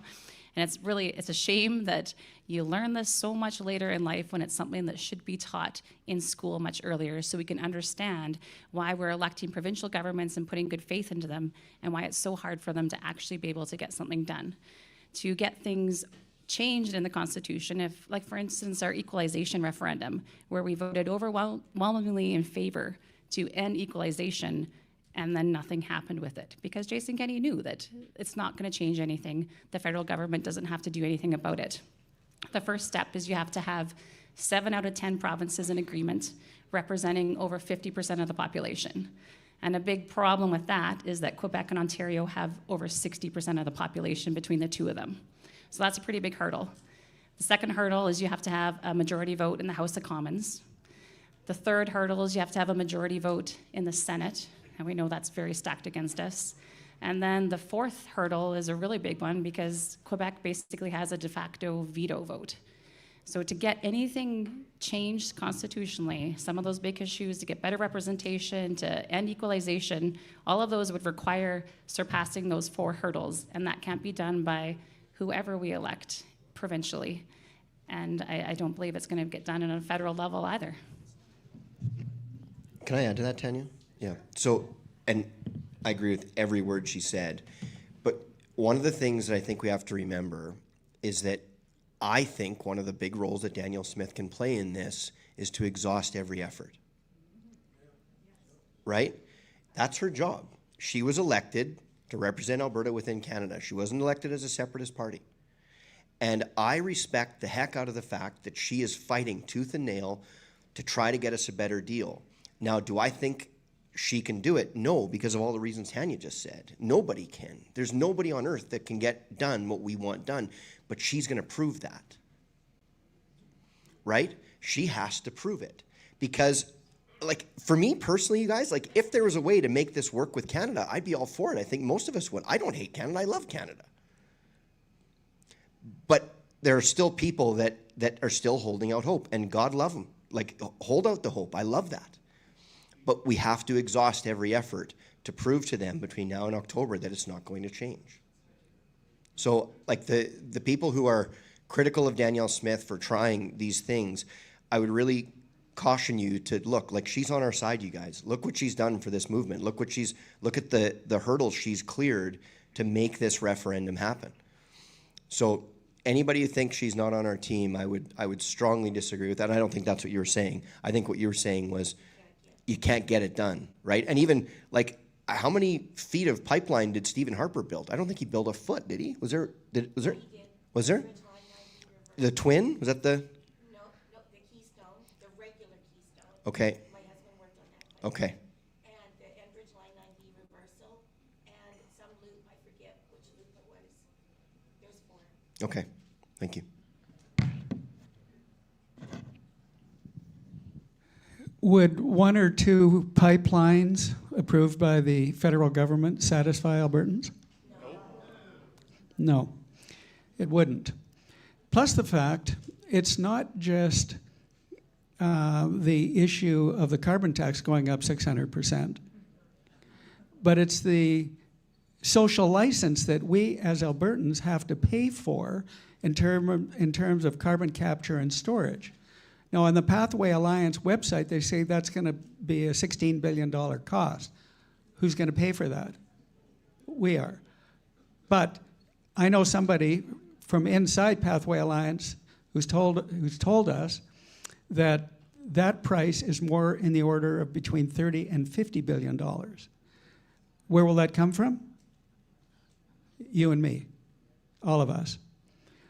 So this is the problem with dealing with the federal government. We have to buy social license, and then we have to put up with the carbon tax going up 600%. Where's the profit for us in all of that? The profit's going to Brookfield and all of the companies along that food chain, as well as to the federal government. So we're not going to benefit very much from a couple of new pipelines. And I'm angry about it. Okay, so we have two provincial political parties in Alberta, and let's just say we had a successful independence referendum. Would there be a provincial/federal election in 2027 in Alberta? And let's just say hypothetically the NDP were to win that election. Is there a way to protect so that they would not be able to undo a successful referendum and try and take us back? Okay. This is my favorite question. Because it's like my biggest nightmare. But the other part is, once we're free, who in their right mind would vote to go back? Right? Like it's one thing to get divorced. I know. They're nuttier than squirrel poop, I know. But it was the question that really got me thinking early on. If Alberta was already a free country and someone made the offer that we have right now, who would take it? Right? You're gonna pay $30 billion more than you get back each year in what you send to Ottawa versus what you get here.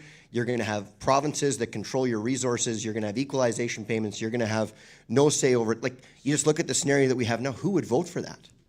Right? So yeah, I appreciate your concern because I think it's everybody's biggest nightmare. I think the only way we really screw that up is if we split the vote on the right. That's really the biggest risk. And I know that, there's, what's his name? Who's the guy with the new party? Guthrie? Yeah.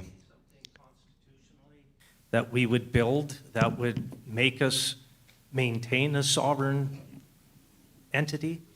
That's exactly what I was going to say, is that it would be built into a new constitution for Alberta, and that would be validated by the public approving that constitution. Okay, so there's the idea would, after a successful referendum, you have a constitutional conference, and you have all participants in the province weighing in on it, and then it goes to the public for a vote. And yeah, I think you could constitutionally prevent the kind of thing that you're concerned about. In other words, a return to Marxism. There's one more thing I'd like to say. I think one of the things that will happen, do you guys know what's going to be the best job in this province if we separate for like at least the first couple of years?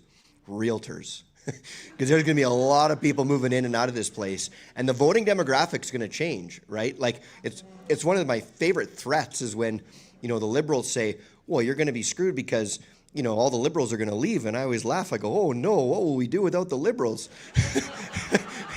But the other thing that'll happen is Conservatives from all over the place are going to flood this place, right? They'll flood it. They'll be moving from all over the place. So, I do think that the voting demographic will change dramatically in this province in the years that follow. And perhaps we build a system that is different than our system right now. So we have the opportunity to build something better. Maybe we get rid of the party system. Maybe it is fully just a direct democracy with civil servants who serve the civilians, who maybe have to have their regular job and do this as their extra add-on and their way of serving their communities, where all major decisions are made by referendum at your local post office or whatever means that we figure out for that. But something totally different than what we're doing right now. So it's not a party's and being whipped by a party and having to be towing the line of a party, but you're actually just accountable to the people that elected you and you represent them. We can build something better.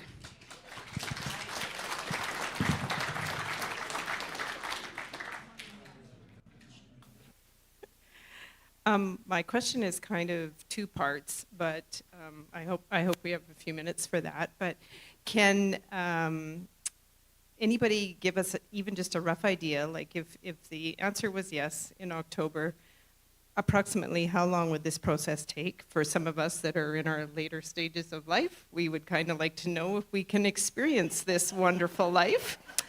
And the second part that I have, a question that I have is, we know there's a lot of people in Saskatchewan and BC who are also feeling the same things we are.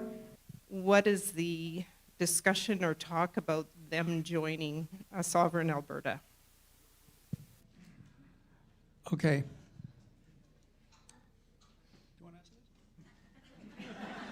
Sure. have something? No, I was thinking of something else. Go ahead. I want to get my thoughts. Okay, I'll talk to the second part first regarding the other provinces. So Saskatchewan has a Saskatchewan Prosperity Project. They're doing their thing just like we are here. And a few weeks ago, I attended the founding meeting of the British Columbia Prosperity Project, which I did not expect. That was right out of left field for me. But Western Canada, we have there's a common denominator in the griefs that Western Canada has with Confederation, and that is it doesn't matter in the current system what we want as Western Canada, we just can't get it.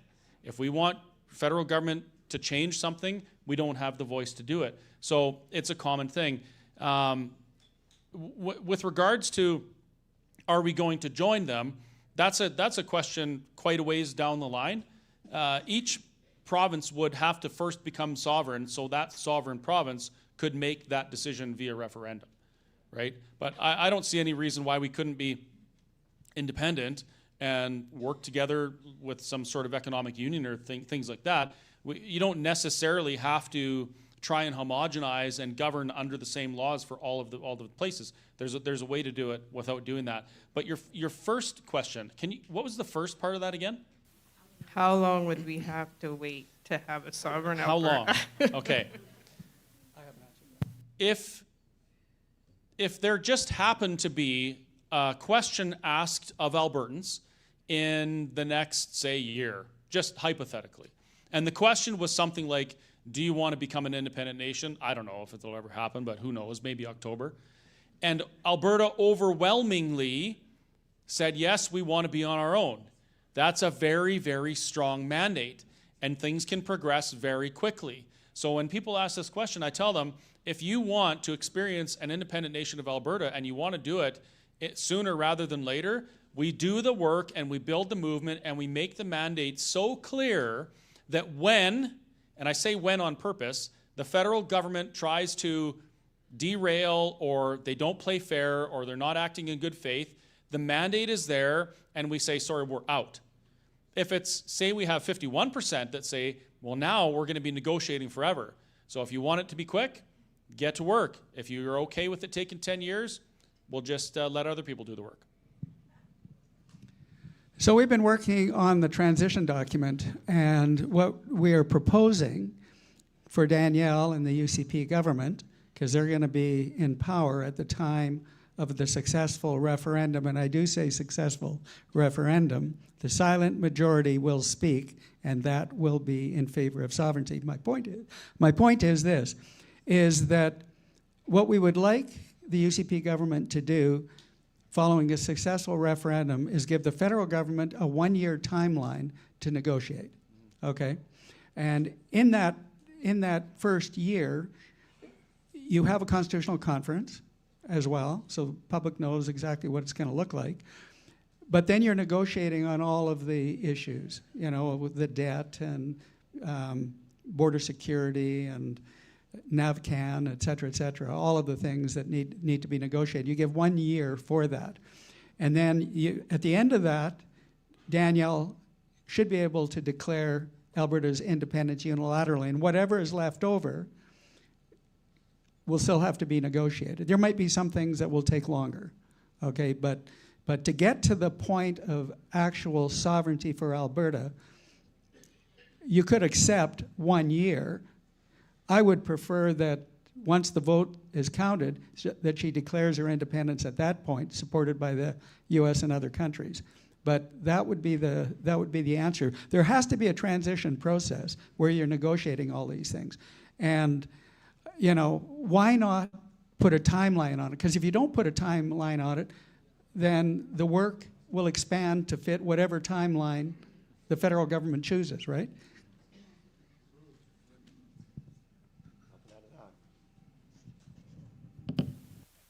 So through my working life, I always doubted that there would be a CPP for me when I retired, so I put some money away in RSPs.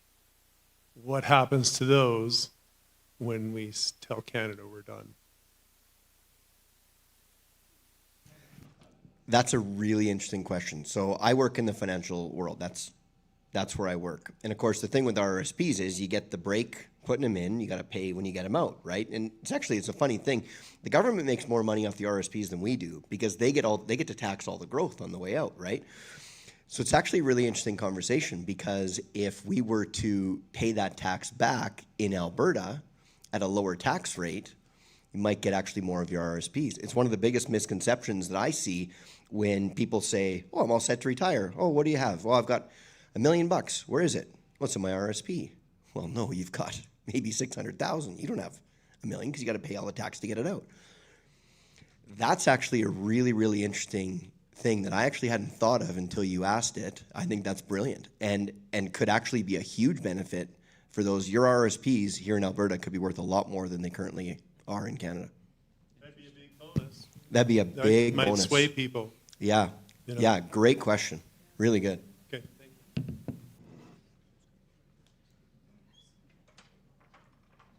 you.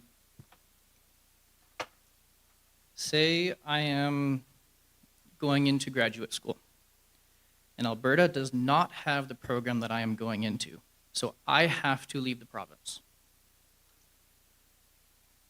What happens for me if Alberta does become independent as a university student outside of Alberta?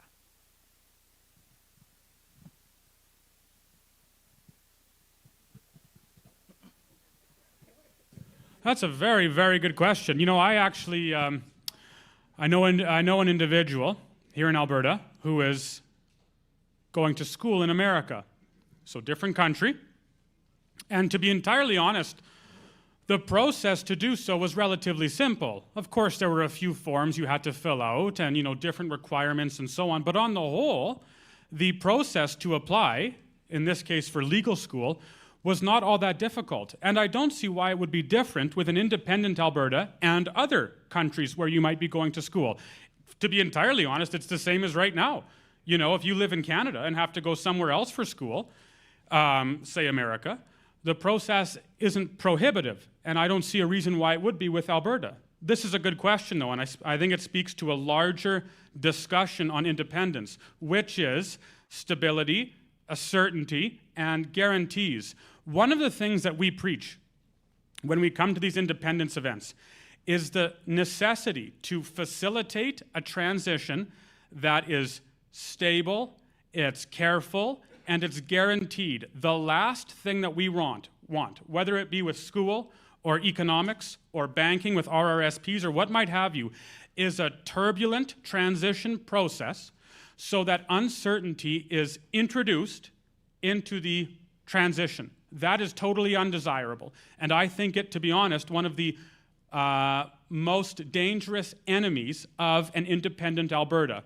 What we're doing here and now, and the reason we're working hard to try and educate or what might have you, is to build up a stable foundation of knowledge before the process begins, so that when the process begins, it isn't what are we going to do, it's we know what we're going to do, we know what we're going to try and negotiate, and we know what we want the outcome to look like, so that the entire, again, process is simple and stable from start to finish. So to be, you know, to take a long answer and cut it short, I would say, I don't think it would look very different from what we have right now.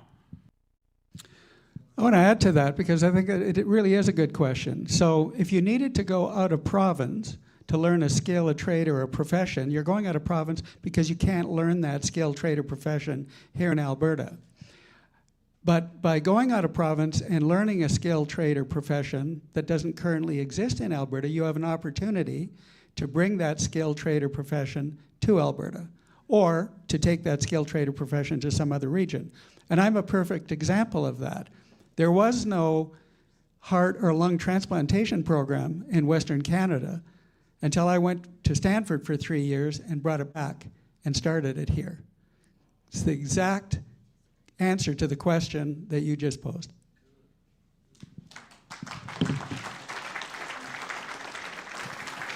I'm just wondering who, like out of everybody in Canada, who would get to become an Alberta citizen once it's sovereign, and then what happens with immigration and all the people that are here that shouldn't be?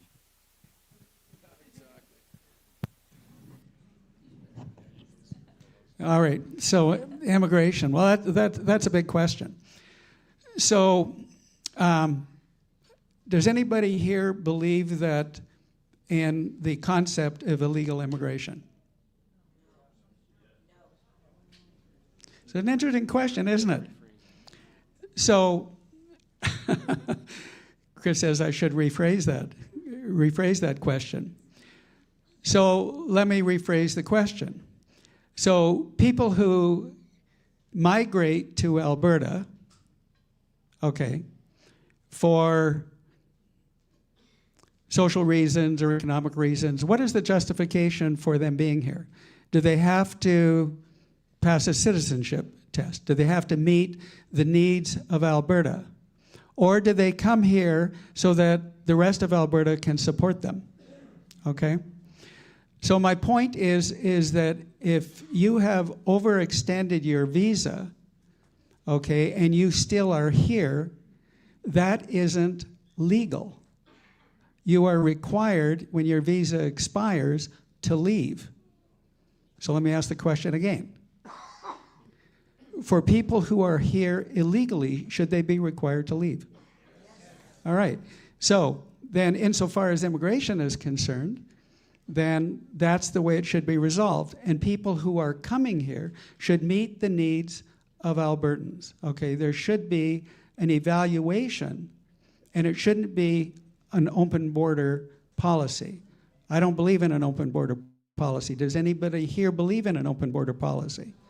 Okay, we've seen what that's done to Europe. We're seeing what it's done to Canada. We've seen what it's done to the US and elsewhere.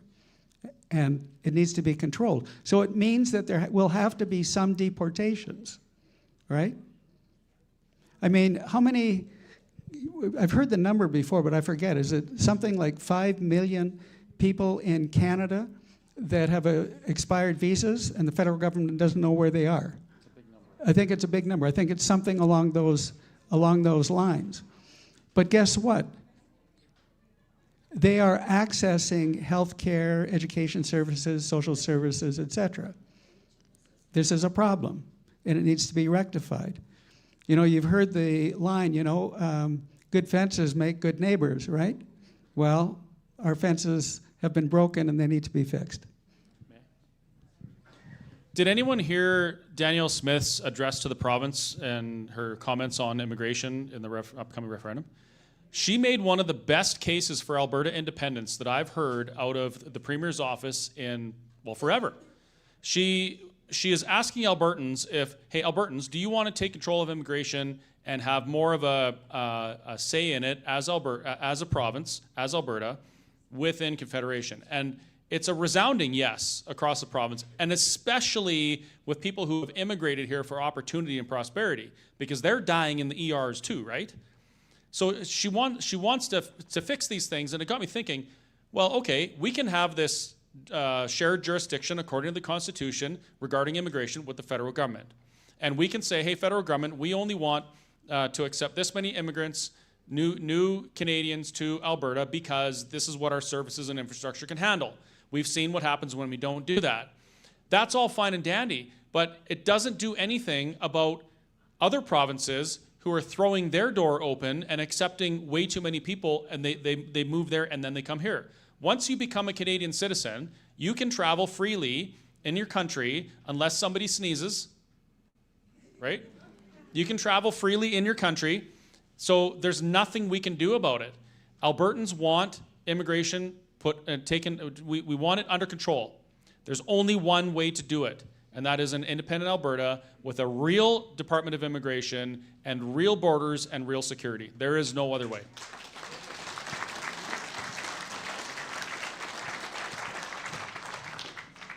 Hi. So I know that Treaties 6, 7, and 8 is all ceded land, but why do they keep insisting that it's an issue going forward with independence and keep arguing the fact that we cannot do this unless we have their permission? I just need a better argument back. If you're asking why they're doing that, I have two ideas. I mean, I don't know them personally. The first one is they haven't read their own treaties. I don't know, maybe they haven't. And the second one is people believe that if they say the same lie over and over and over again, it will become truth. But we saw that in this country, didn't we?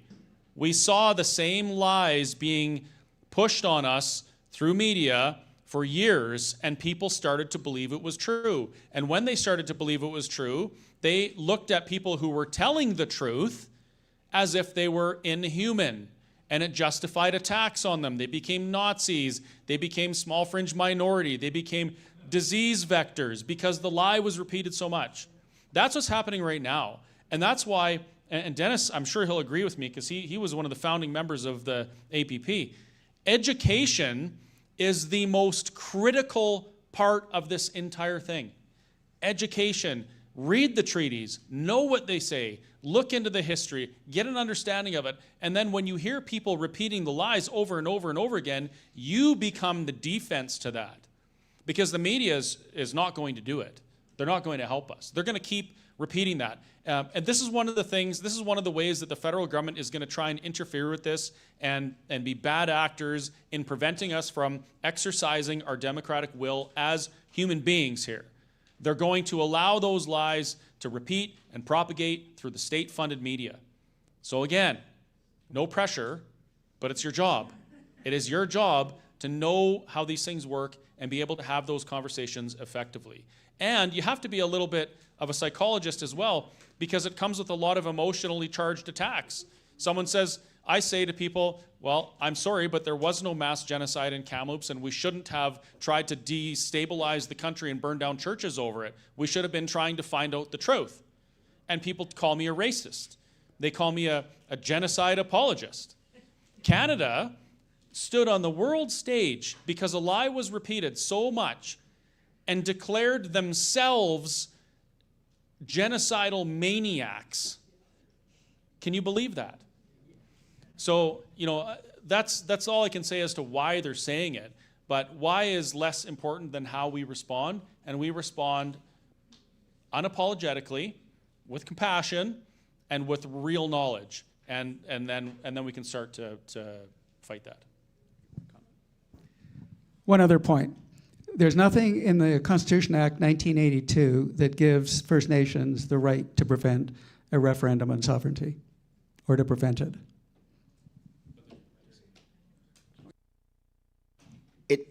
Does it strike anybody as odd that the people who say they're the most opposed to this have the most to gain from it? Like teachers who are just begging, anybody in social services, they're begging for more money, they're begging for more money. Well, we would have more money. Right? How many bands in this country, right? Like how many bands are just thriving? How many bands in Alberta are really, really just kicking butt and all their members are just rolling and having lots of fun and living in wealth and health and happiness? Maybe this is the ability to reset them too, right? And they stand, everybody gets to renegotiate some things when we win this thing. Maybe they can negotiate a deal that will actually be better for them. This idea that, they're so well off because of Canada, like where are they getting that from? They have lots to gain from this. But the problem is the voice of the few, the chiefs who may be getting some bread buttered, right?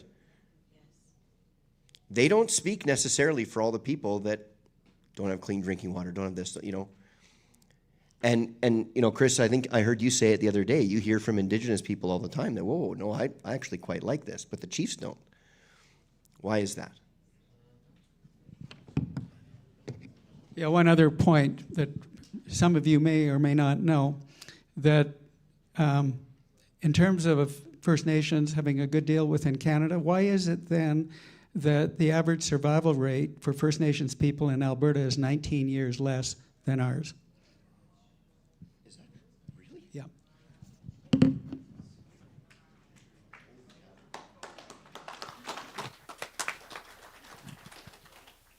Yeah, what we know is that Carney always states what he's going to do. Now, recently he's been musing about reintroducing the estate tax the capital gains tax, the home equity tax, wealth tax, you name it. He's also musing about, and has changed his language from CO2, bad, to methane. Alberta's the only place that has methane, and part of our methane comes from our livestock. So let's be clear, like we've got a real problem that's going to crash in on us very shortly. But my question is, when we vote successfully for independence, during the period of negotiation, are we going to be protected from any new legislation from the federal government?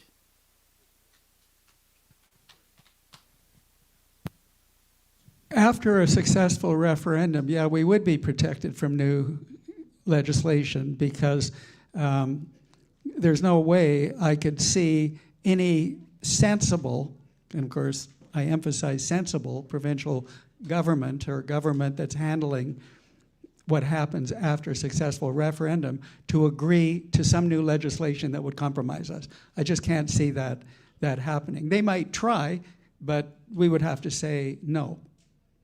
We're not going along with that. I mean, that would be, the position of anybody with a brain handling the negotiations. And I'm not saying everybody handling the negotiations will have one.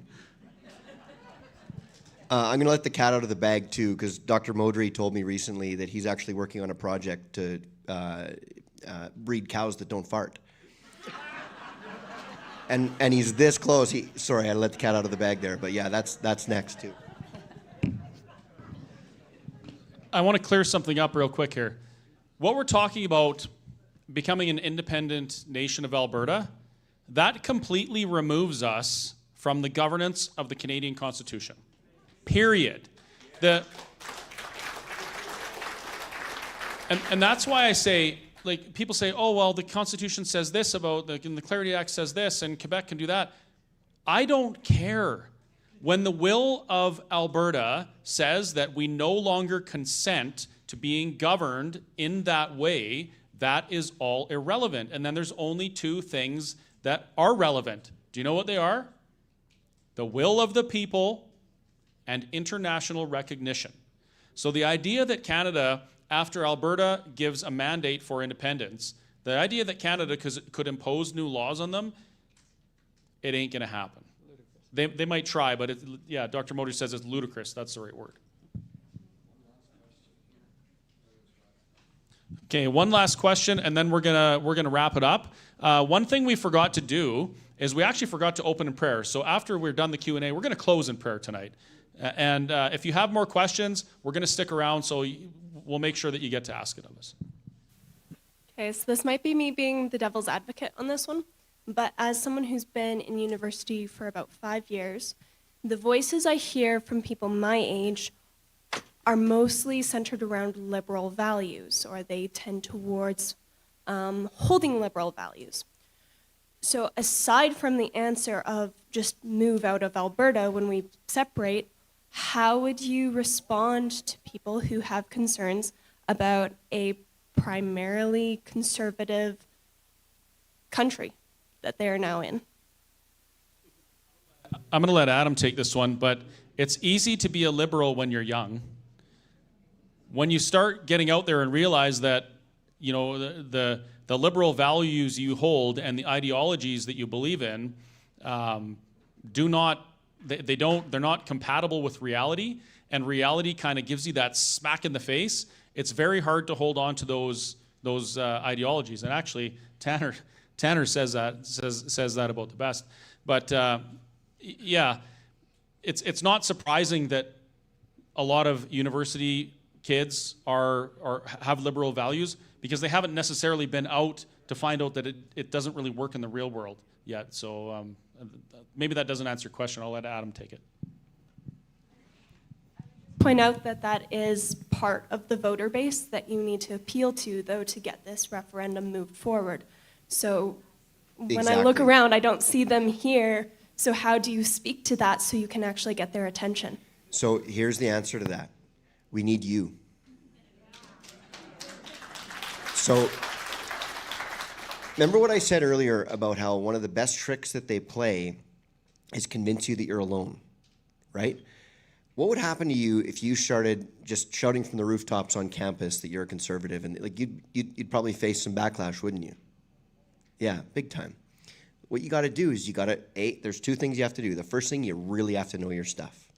You have to win every debate with facts and logic and stay as unemotional as possible. They're going to get emotional. You stay calm. You win with facts, but you really, really got to know your stuff. And the second thing you need to do is you need to grow your herd. You need to find more people who think like you, who are open to thinking like you, and have conversations. I can't talk to your group. You can talk to your group. You can do it. So start with one, start with two. Build your flock, build it. But again, you really got to know your stuff. So what I would say is research, learn, figure out how to debate these things over and over and over. And the other thing that I would recommend is, do you have grandparents? Are your grandparents still alive? Okay. Ask them what it took for them to buy their first home in relative to their income, their disposable income, all that stuff. And then look at what it is today. Your generation, that's the biggest thing that's been taken from them, is the ability to actually get ahead. The problem is they don't know any different. They only know what they see right now. They don't know that you used to be able to buy a home with a fraction of your income. Today, if you want to buy a home, you have to go all in, everything you've got, just to have that, right? Learn this stuff. Figure out how to win these arguments. Practice them. You can do it, but you're the answer to your own question. You can do it.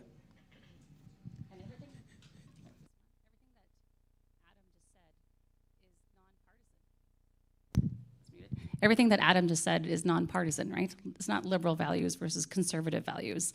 The pursuit of self-determination is a shared value. The pursuit of wanting prosperity for yourself is a shared value. The pursuit of wanting your faith, your family, your freedoms respected for you and your family and your community, that's a shared value across Albertans. That's not liberal versus conservative. So this is a nonpartisan movement. It's wanting prosperity and freedom for all Albertans. Here's a couple of comments. Hello. Here's a couple of facts that you can consider. In 1910, the tax rate in Alberta was 6%. The average tax rate now is 43%. Which way do you think it's going?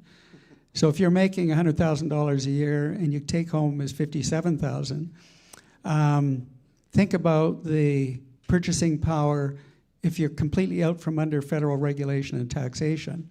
Now your maximum marginal tax rate, because it's the Alberta tax rate, is 10%. So you got $90,000 of purchasing power. But everything that you buy, every good and service that you buy, no longer has federal taxes on it. So the goods and services you buy are less as well. In 1960, 60% of couples age 30 owned their home. Do you know what it is now? 12%. So for a young person in university thinking about buying a home, getting married perhaps, and buying a home, it's almost impossible, as Adam pointed out. So the opportunity for young people to have a far better quality of life consequent to the ability to purchase the goods and services that they want is far better, with Alberta being out from under federal regulation and taxation. But I'm going to admit something. I have a daughter actually I have 3 daughters. They all think exactly the same way. And I said, what level of taxation would you think is egregious? You know what the answer is? No level of taxation is egregious if we're looking after social programs and everybody else. So it is a mindset. So me as an educator, I have trouble educating my own kids on this. It's a very important point that you made. But the only thing that you can do is try and engage in the conversation. And you know what? My daughters say to me when we're together at a social function, they say, let's not talk politics.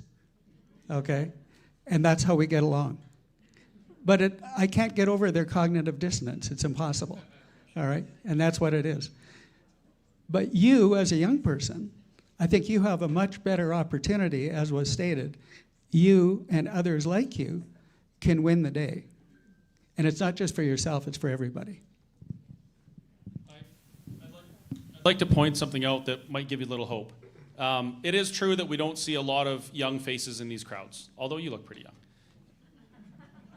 But what I've seen in the lineups to sign for the referendum petition, they are coming out. They are. We have a lot of young kids around our homes, and some of them are in university, and we have these conversations all the time. I'm like, oh man, how could you stand being in that liberal, factory? You're going to come out of there liberal. And they're like, no, we know, we just don't say anything. Like, in my circle of kids I know in university, they're almost all, similar values, conservative leaning. They just don't say anything because they feel like they can't. And so when Adam says, find your herd, find your tribe, build your herd, they're there. It's just they don't want to talk about it because they don't want to risk being on the wrong side of maybe a liberal professor, right? So I guess you just have to be bold, really. One other thing, what the other thing my kids complain about? Is the cost of living. It gets pointed out all the time, too, when we have town halls about kind of the age demographic that shows up. But I actually think a lot of that is more cultural than anything, because my generation and older, especially my parents' generation, grew up where you went to your local town hall to discuss things. It was pre-social media, pre-phones. So this was very much part of our culture, was to go to town halls and listen and learn and discuss things. Younger generation hasn't grown up with that. They're going to social media and finding things.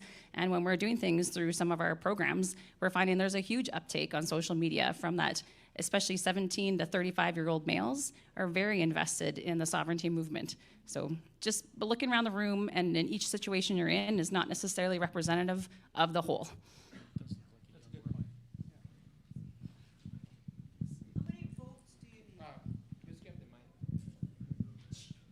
How many votes do we need for the petition to pass? It's to have the referendum successful. You would need. Well, there are 5 million people in the province of Alberta. There'll be roughly 2.9 to 3 million eligible voters. So conceivably, you need at least 51%. But it's more likely that 70 to 80% of the eligible voters will come out to vote. And so we could win the referendum on anywhere from probably 1.4 to 1.6 million people voting in favor of Alberta sovereignty.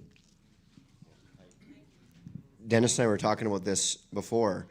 I'm telling you, the reason we're going to win is voter turnout. Because nobody who wants out will stay home the day that we vote.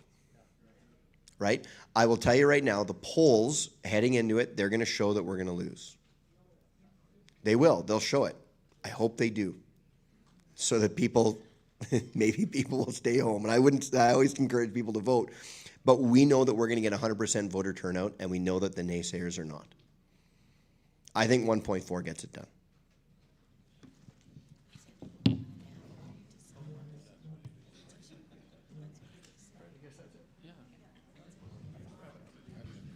Okay, well, that's it for the Q&A. If I could get Mr. Crane to come on up, we're going to close in prayer tonight.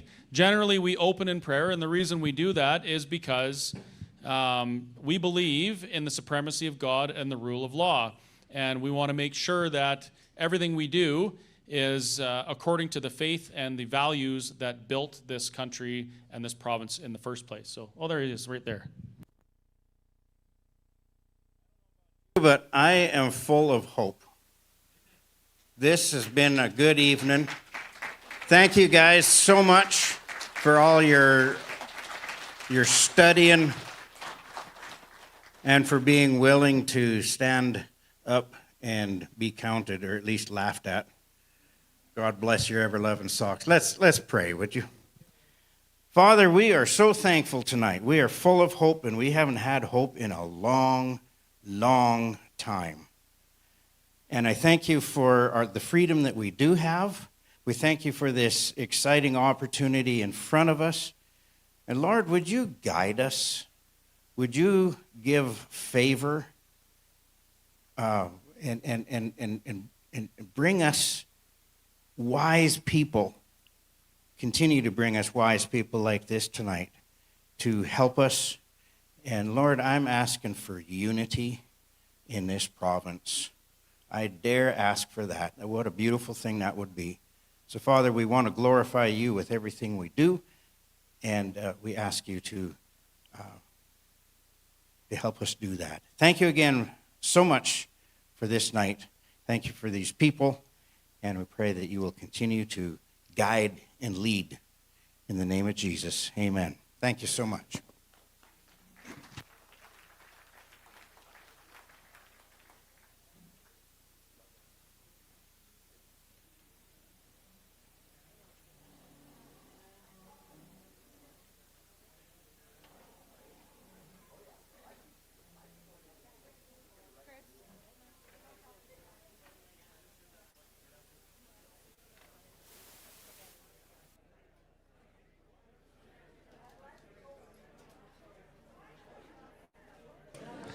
Thank you very much for tuning in. We have 382 people watching online, and we peak at 472. So thank you very much for your time. I appreciate it. Thanks for the super chats too, and the e-transfers. If you want to chip it in, you can send an e-transfer to go@freedomcalendar.net. The email address is on the top. It's on the bottom left section of the screen. So thank you very much for tuning in, and we'll see you tomorrow. I will be live streaming from Edmonton, starting at 6:37. So thanks very much. Thanks for your time. Have a good one.